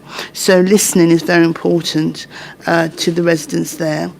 And could that be a condition on this going forward? That would be really good to have that there. And also this last thing that Councillor Whittam has brought up, we're a bit concerned about that, aren't we? We were just talking to each other just now about 35% versus 50%. We'd like you to look at that closer, if possible. So those are some of the issues that we still have, and I think we can use this opportunity tonight to actually explore those with the developers. Thank you. So I'm going to allow your companion to speak. If you'd like to introduce yourself to the committee, as I said, if you could say just roughly where you live as well, so we understand where you're. Yeah, my name is Vera Tiria. Nice to and meet you. I'm in the Mid-Elmington Estate. Brilliant, thank you. So I'm going to allow you 3 minutes to speak as well, up to 3 minutes. So over to you. Yeah, I've been listening carefully to the slides and all the things. It's very, very, I felt very sad because it looks like the residents are not being taken into consideration of all the things that they are doing. I want to ask this question. Was the resident impact assessment carried out and provisions accounted for to ensure that residents' enjoyment of their own homes can continue? And what is in place for the council to enforce this? Concerns around noise pollution and light, dust, and access to local amenities. And then they said there's going to be highway, what is you call it, highways landscaping. The roads around us, the Danesford Road, Kempton Road, Elmington Road, Lomond Grove, Brisbane Street. Now, this Danesford Road and Kempton Road is vital for us, where we are living. And the Brisbane Street seems to be the only street which is really, you can go through to everywhere, simply because Benny Hill Road is blocked, Harvell Street is blocked, so you have only Southampton Way, coming to Camberwell Church Street. That's how you can come through to come to us. All around these areas, the routes that I've mentioned. And Kimpton Road's one way. And then it's one way. Okay, now construction is going to take place. We know it's going to take place. There's going to be, what do we call it, cranes. There's going to be all type of things. I guess roads are going to be blocked for some time. The congestion is going to be a lot, and pollution is going to be more. It's going to go to the opposite way of what the council is trying to achieve. Now, they are going to narrow the roads to allow some amenities or some nice things to go on for this new development at the cost of the residents. You are narrowing the roads. We already have existing cars. Where do we park our cars? You have, I don't know if underneath the plaza, as it's being called, you have car park, big car park underneath there. I don't know if it's going to be in operation. I heard you're going to have narrow the road in front of the plaza, using the front part to be a play area. Meanwhile, if you look at your thing, you have the 6th floor play area for the new place you are developing. Page 11. You are going to take away our roads and to bring these things in place. Is that fair on the locals who don't have a say or who can't do anything much? I don't think so.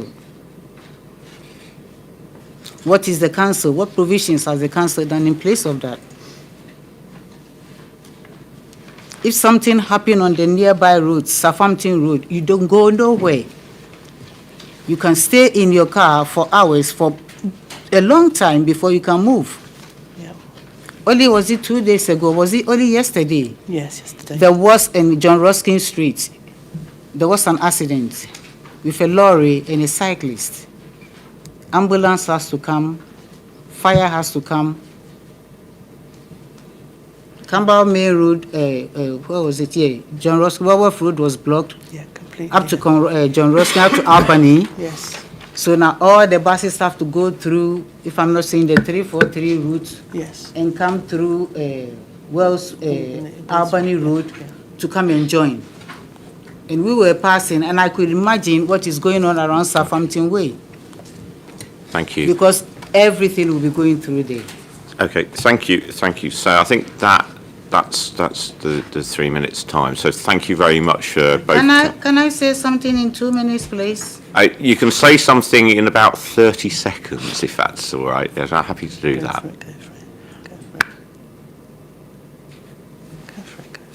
Do you want to go ahead? Okay, come. Okay, let's leave it. Yeah. He's not happy. All right. I'm sorry. Yeah, I'm happy to allow you to make a further point. I mean, as I said, we usually allow people 3 minutes to address us, and you've had the 3 minutes. But I'm happy for you to make a further point. Yes, happy for you to make that point. Provisions has been done.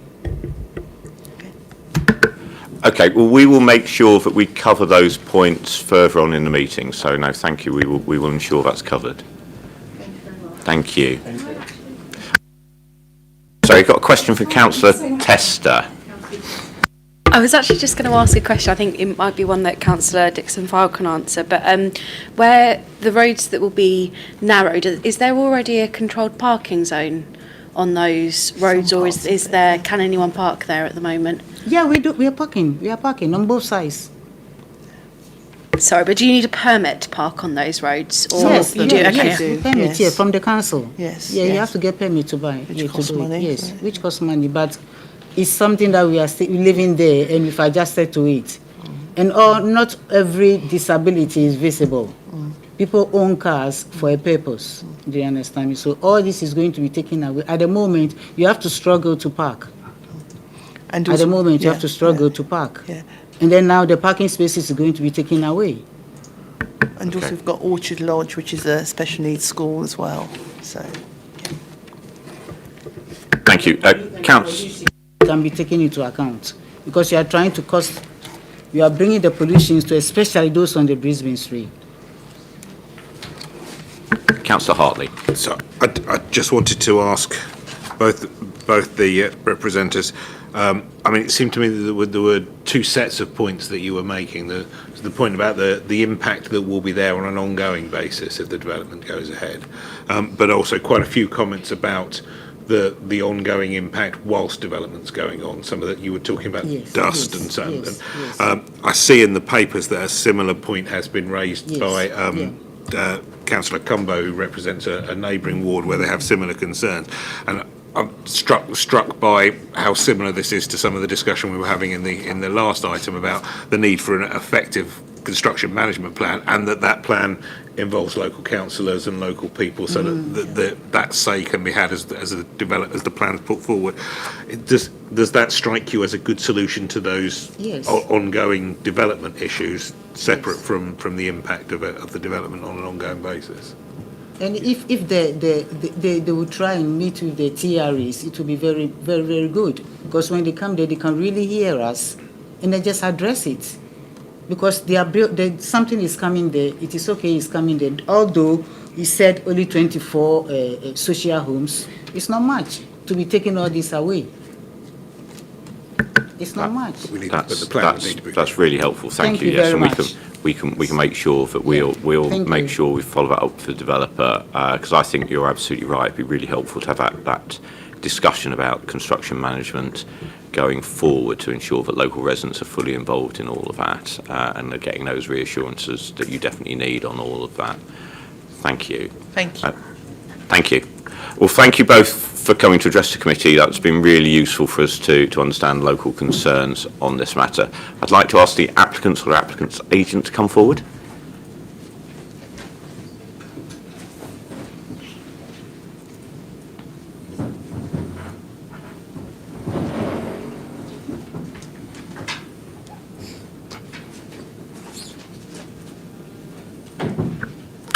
Okay, so I'm going to ask you each to introduce yourselves, and then you'll have 3 minutes between you to address the committee.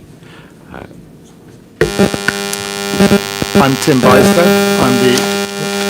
Oh yeah, so I should have said earlier, yeah, any sort of mobile devices, please keep away from the microphones because it does tend to create interference. So apologies, you wouldn't have been here when I announced that earlier in the meeting, so apologies. I'm Tim Bystead. I'm the head of design at Criterion Capital. We're the applicant. Good evening. I'm John Ackroyd, Director at Ackroyd Lowry Architects, the designer. Good evening, members. I'm Luke Raystrick of Centro Planning Consultancy. You have 3 minutes. Thank you. The proposal before you is the result of extensive consultation with the Council, the GLA, the public, and many other community and technical stakeholders over a number of years. We're grateful to the local community for engaging with us on our proposals and the amount of feedback they've provided. We believe that the proposal responds to much of this feedback, and will provide a building that offers a range of benefits to Camberwell residents. One, the design, which imaginatively reuses and retrofits an existing redundant building, significantly reduces the scheme's carbon footprint by about 4,500 tonnes and minimises the demolition and construction effects for neighbours compared to if we were to propose to demolish and replace the building. Two, it would create a new mixed-use neighbourhood of 134 new households with high-quality living accommodation, despite the challenges of working with an existing building. And we'd like to have a further discussion around the single versus dual aspect between tenures matter that was raised earlier. Three, 35.1% of the housing would be affordable with a policy-compliant split of social rented homes, 14 of which would have 3 bedrooms for families, helping to reduce pressure on Southwark's housing waiting list. The Council's viability assessor has verified that this is the maximum amount of affordable housing that the development can sustain, and that the inclusion of the hotel, which innovatively utilises the parts of the existing building which are unsuitable for residential accommodation, that's a key financial facilitator for the affordable housing. 4, every home would have access to a range of play spaces for children of all ages, including at the ground floor. 5, it would boost the local economy by delivering a new, high-quality and much-needed hotel for Camberwell under the applicant's well-established Zedwell brand, bringing an estimated £1.8 million of tourist spend to Southwark. Over 500 full-time equivalent construction jobs per annum would be provided, and 34 operational jobs would also be created. Zedwell already operates a number of hotels across London, including in Piccadilly Circus, Tottenham Court Road and Greenwich. These hotels are focused on providing high-quality, affordable stay, the majority of which have windowless rooms. For example, Zedwell's Greenwich Hotel has 123 rooms, all of which are windowless, and has an 85% occupancy rate, which is very high. We're confident that this model will therefore work also here in Camberwell. 7, it would significantly expand and improve upon the public realm with substantial urban greening, providing new places for the existing local community and the future residents to come together. 8, a series of public active uses at the ground floor will be introduced, specifically new co-working office, cafe and community space, activating and overlooking the public square between the site and the library to improve local safety. This in part responds to feedback received during the 2 extensive public consultation exercises we undertook prior to submission. And finally, number 9, the development will also help to support improvements in the local area with a £3 million SIL contribution and £500,000 of contribution via Section 106. We wish to thank officers for their positive collaborative approach here, and we respectfully invite you to support their recommendation to approve this development, which will offer a significant range of benefits to the local community. We'll be happy to answer any questions. Thank you. Given that you flagged it up, I'd like you to talk a little bit more about the issue about single aspect homes. Yeah, absolutely. I'll ask John to do that, and we've probably got the perfect floor plan yeah, that's probably a good one as well. I think, as the officers said, just to explain that the blue on the left-hand side is the market rented, sold units, and on the right-hand side is the affordable units in the lighter kind of pink-red colour. So you'll see that actually the majority of the single aspect units that are kind of forced by that plan form run down the left-hand side of that plan. So facing onto the square there, you've got those smaller units that run along, generate some value, have their own balconies. But what we've tried to do at the back of the scheme, you'll see that you have large kind of corner balconies that support all the larger affordable units to try and create positive private amenity for those spaces. And then the hotel, obviously, in the centre where there's a more restricted natural light due to the plan form. On the upper stories, there is some of the bottom of the tower that is actually affordable housing, and then the top part is market rented.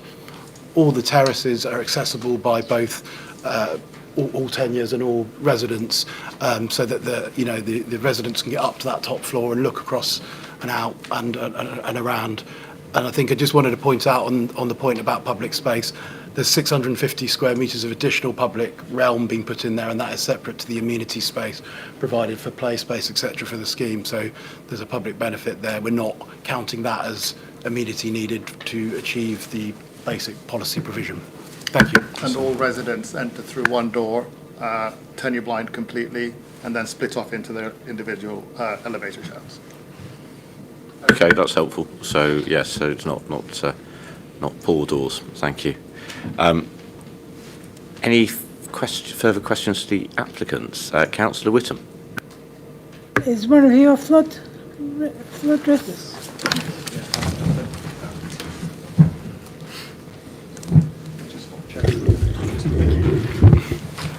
I shall try and refrain from calling the basement the third-class Titanic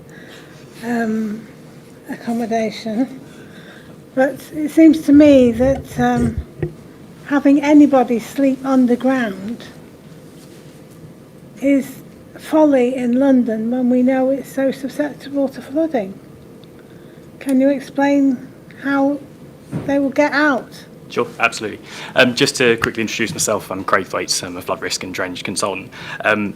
For full clarity, I suppose, I wasn't the author of the flood risk assessment because he unfortunately is away, so I've been drawn in to sort of provide some expert advice, and I have fully reviewed the scheme though. With regards, it's probably useful just to provide a quick summary of flood risk at the site. So the site lies within flood zone 3, technically, according to the EA's flood risk flood map for planning. Now that does indicate that it's at high risk of flooding. However, the site is in an area that benefits from the River Thames flood defences, so in essence is considered at a low risk. If there residual risk has also been looked at, so if there was a failure of any of those existing defences, and the site is outside of that breach, is what we call it, so it's outside of that. With the exception of groundwater flooding, which has already been mentioned by the case officer, all other sources of flood risk are considered to be low. The groundwater flood risk has already been mentioned, and mitigation will be put in place if required and subject to ground investigation and groundwater monitoring. The flood risk assessment itself, with regards to sleeping accommodation in the basement, indicates that has been discussed specifically with the Environment Agency, who are the statutory constituency and responsible for reviewing those items, and they've confirmed that that's acceptable on the basis that there is a very low risk of flooding at the site. The flood risk assessment, however, has looked at or has indicated that a flood evacuation plan will be set out post-planning, and essentially indicates that safe refuge will be provided through internal stairwells up to the first floor. Councillor Whittam. So how many exits are there, and what is the longest distance you need to walk or run in order to reach one of these safe havens? I would have to defer to perhaps the architect to confirm the number of stairwells, and the access can be granted. I think what we can say is, though, as Craig's explained, the risk of flooding and water inundating the building is very low. I mean, if you think about fire safety, for example, the building has been assessed by the HSE. There's been a fire report from a qualified fire engineer. So in terms of evacuation, the principles would be very similar, and the building has been deemed safe in that regard. there's sufficient distances to staircases to lifts in order to evacuate people. So certainly if it works in terms of fire, then it would work in terms of flooding as well, albeit the risk of flooding is, we're talking about a very low residual risk here in any event. Sorry, can I just add one more thing? There's also obviously a difference to be understood between residential accommodation and hotel accommodation, in the sense that unless you have a waking watch in your residential flats, nobody comes and knocks on your door to tell you that if in the remote occurrence that there is a flood, nobody will come and do that. However, in a hotel, we have 24/7 staff. So if there is an incident of any sort, we have staff who can then go and knock on doors and say, okay, this has happened, please exit the building. So there is that management level layer in place, and we can absolutely add, and we would actually, the hotel management plan is part of the conditions here, and we will be having a section on this in terms of saying what the procedure will be in the case of an emergency, of how very unlikely event that would happen. So I think in terms of, this is not a residential situation, this is a hotel situation, which has far more management related to it. Tim, is it also worth speaking to the quality of the accommodation? And absolutely, and also the fact that one of our Zedwell hotels in Tottenham Road is on levels -4 and -5, and that's been operating for a couple of years now without obviously any incident. And if you look on Google, all of our hotels are over 4 stars, and it's really. I'm biased here, but I think it's a great product, and it's really prioritizes sleep, and it's the window is really, the lack of window is seen as a positive thing in the sense that it cuts out noise and light, so that you can choose your daylight and your sunset and your wake up, and that's it.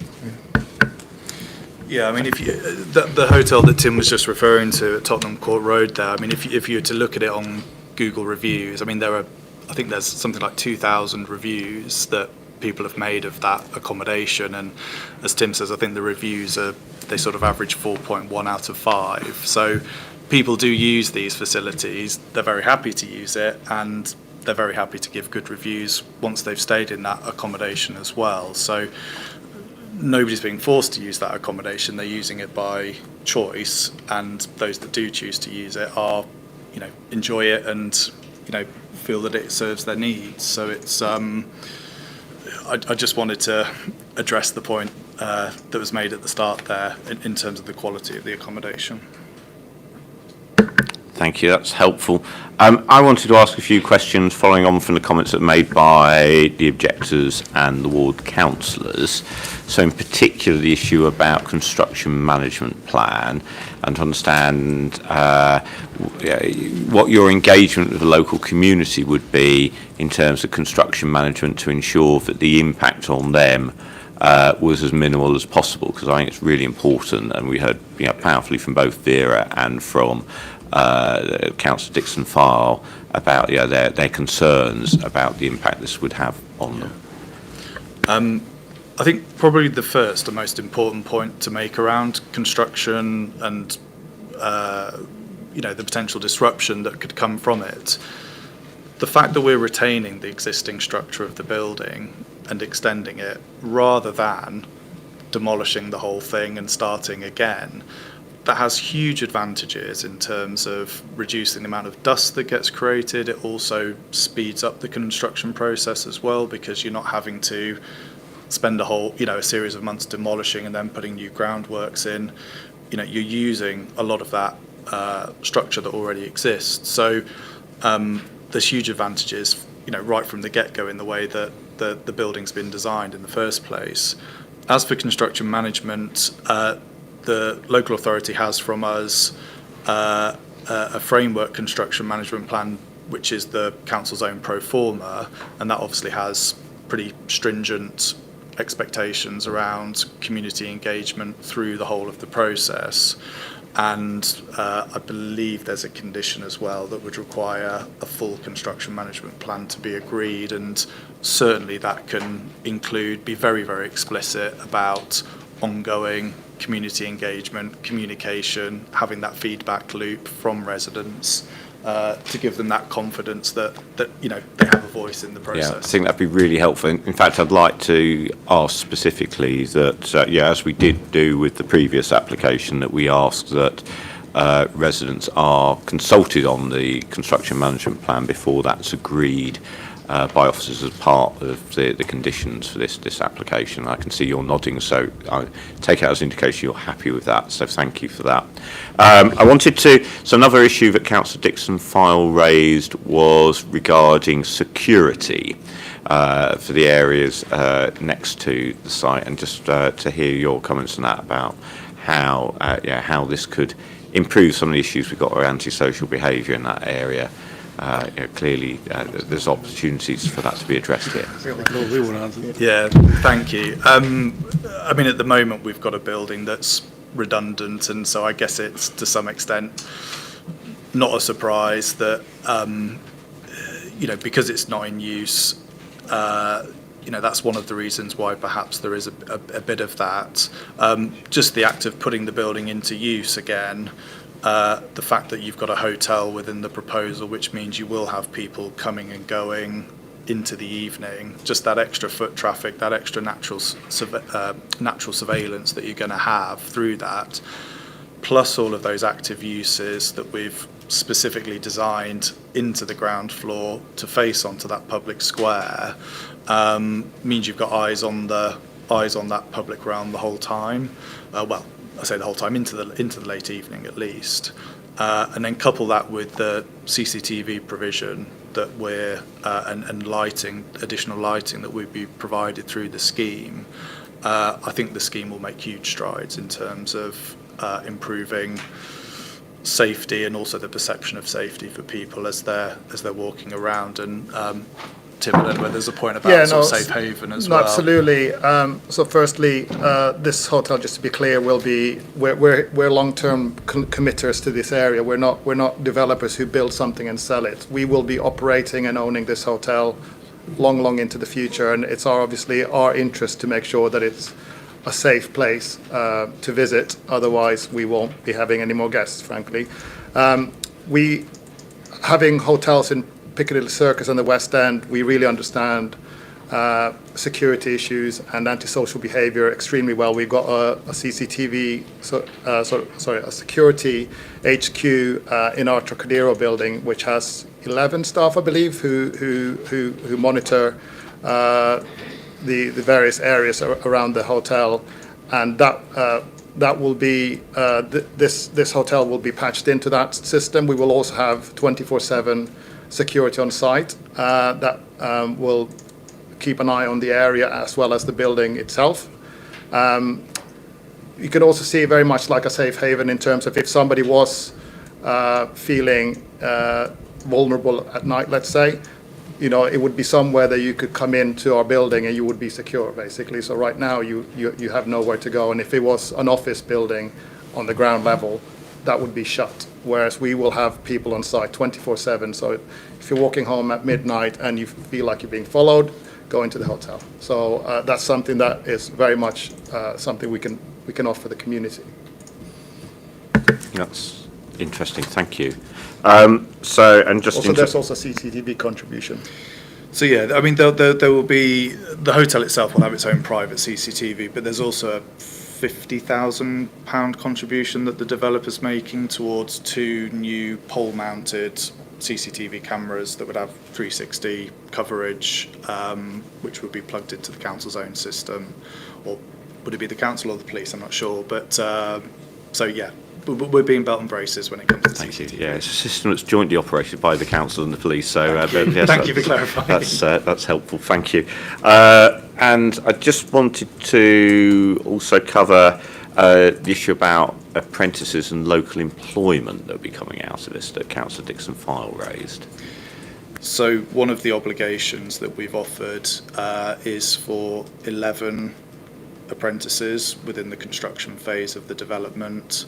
And then also obligations around providing local employment opportunities once the hotel is operational. So, a proportion of those 34 estimated jobs within the hotel, would be set aside for residents of Southwark. And I think it's also worth stressing that these guests of ours in our hotel will be spending money locally in the restaurants, cafes, shops, bars, etc., which will hopefully, will boost the local economy as well.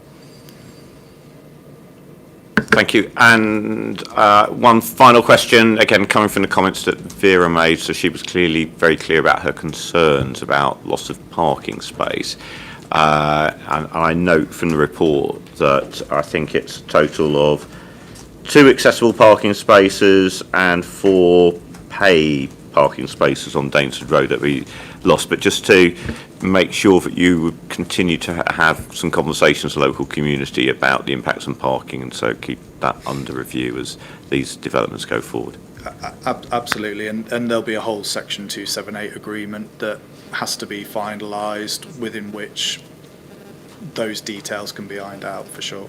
Yeah, I think Colin's just suggested that perhaps what we do is that we make sure that in terms of the final agreement on the landscaping that we've talked about, that we consult the local community to make sure that we get that balance right, and so have that further thing. And you're nodding again, I think so that suggesting sensible. yes. That's something you're happy to agree with. Okay, that's really helpful. Thank you for that. Any further questions from members of the committee? Thank you very much. I'm going to ask you to return to public seating area. So finally, are there any supporters that live within 100 metres of site that wish to address the committee? I'm not seeing anybody putting their hand up. So any further questions from committee members to officers on this application? Councillor Whittam. Can I just ask, at the moment they've got parking on both sides of the road, and is that going to change then? Yes, that's right. I'll find an image. There's parking on both sides of the road on Elmington Road and Danesford Road, and they're proposing to narrow both of those roads. Let me show you an image. So that will reduce the parking? Yes, there would be a reduction in 6 parking spaces, 2 accessible parking spaces and 4 pay-by-phone spaces. If this is something which is of real concern to the committee, we can revisit that issue when we work with our highways colleagues for the Section 278 agreement to see if we can reduce the number of spaces that would be lost as far as possible. I think that would be helpful. I think getting indications from committee that that's something they would welcome. Councillor Hartley. Could I just suggest, Chair, that we'd be a lot more interested in retaining the accessible spaces than the pay spaces? Yeah, I think that's clear, isn't it? I think it's the accessible spaces we're probably most worried about. Thank you. Councillor Whittam. We've not said anything at all about cycle spaces. Are those on the plaza, or where are they? Cycle parking would be to the Southwark plan standards, and they would be a mix of at lower ground and basement level. They would be accessible by lift, and there would also be parking spaces in the public realm around the plaza and on the southern section of the site. Okay. Any further questions or points of clarification? Okay. Any views that committee members would like to express at this stage about the application? Just to say broadly, I think it's an interesting application. I think clearly you've heard our concerns about single aspect units, and that is an issue, albeit I think we understand actually the constraints, for me, the constraints of the site make it very difficult, given that we're reusing a building. We talked about the loss of parking, and obviously the height of the building and the impact that has on heritage aspects in particular, I think is an issue, although we've heard that it has quite limited impacts in terms of daylight and sunlight, given the building it's replacing. On the other side, I think there's some really positive things about land use here, albeit I wish we were getting more affordable housing here on site, but as a committee member, it's quite refreshing to see something that actually has private for sale housing that's coming forward, which is quite unusual at the moment. So that's rather than more student accommodation. So not to hear the word student accommodation or co-living has been a slight relief to me today. So in that application, so. And I do think, the fact that it is reusing the frame of the building, the CO2 savings there, I think are very helpful. And I think also that explanation we heard from the applicants about the safety measures, I think were actually quite positive as well.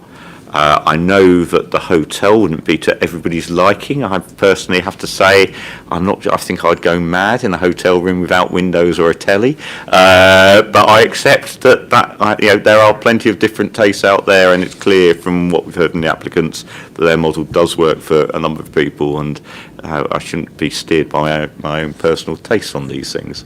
It did struck me a little bit as like the Dr. No's cell for James Bond, I thought a little bit when I saw the proposal, but I'm sure that's entirely inaccurate.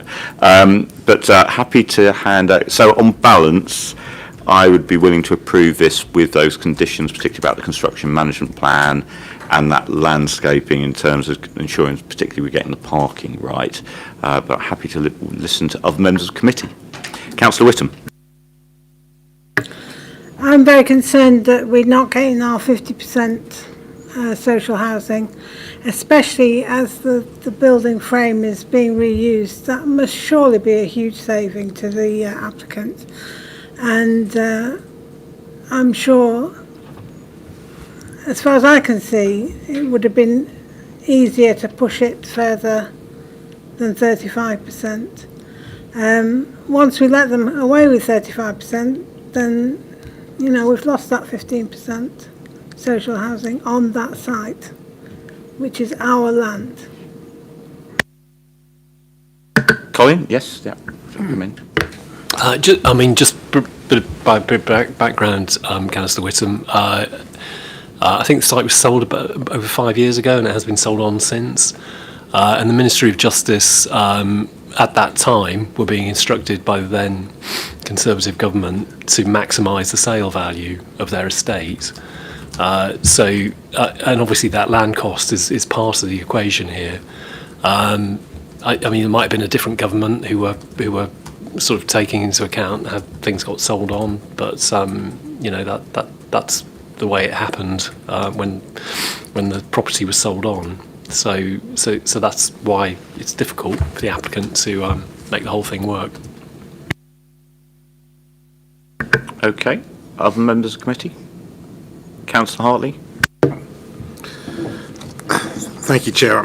I mean, like Councillor Whittam, I would much prefer to see more social housing on the site. I think we all feel that way, and that's our starting point for 50%. But given that we've had such clear advice that this is what is commercially viable, I think 35% is a lot better than nothing. And I'm guided to some extent by the local input, though. I mean, we heard very clearly that there are concerns about the process.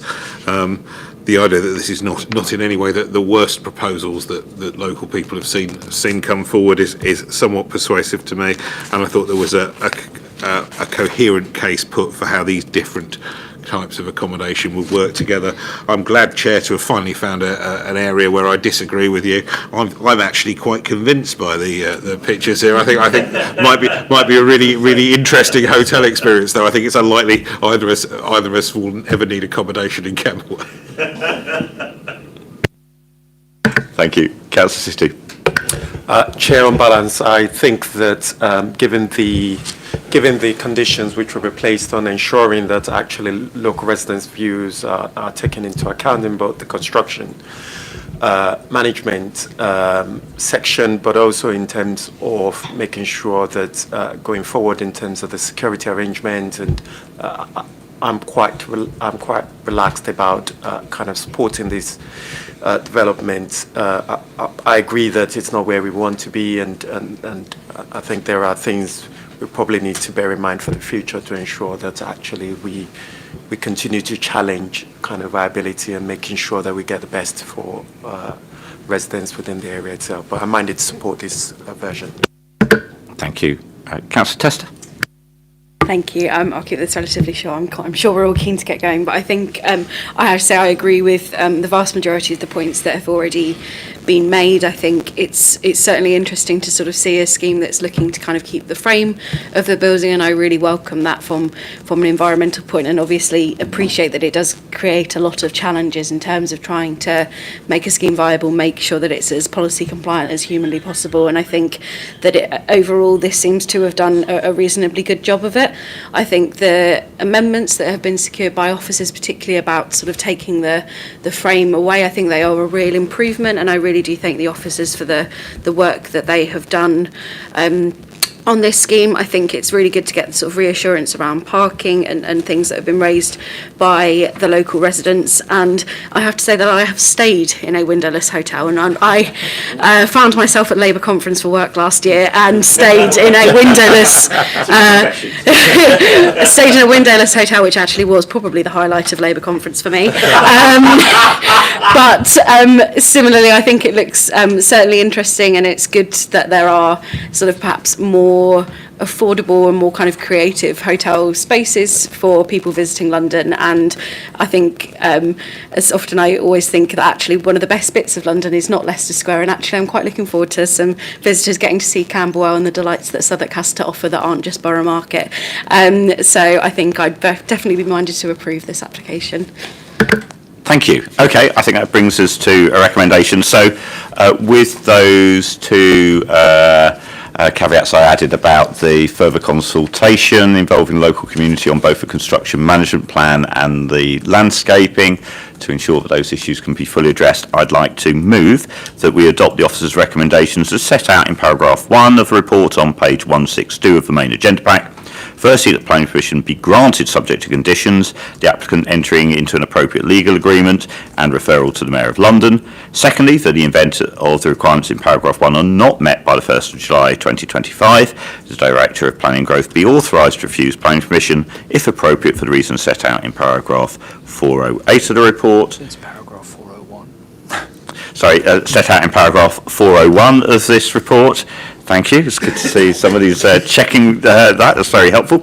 And thirdly, the Director of Planning and Growth be authorised under delegated authority to make any minor modifications to the proposed conditions in Section 106 obligation arising out of the detailed negotiations with the applicant or the Mayor of London, which may necessitate further modification and may include the variation, addition or deletion of the conditions as drafted. Does any member of the committee wish to second this recommendation? Councillor Hartley got there first. Thank you, Councillor Hartley. I'm going to ask members how they wish to vote on this matter. Councillor Whittam. Abstain. Councillor Hartley. 4. Councillor Situ. 4. Councillor Tester. 4, Chair. I'm Councillor Richard Livingstone. I am also voting for this recommendation. The motion is passed and the application is granted. That brings us to the end of today's meeting. Thank you, everybody, for staying to this time. Safe travels home, everyone. Take care.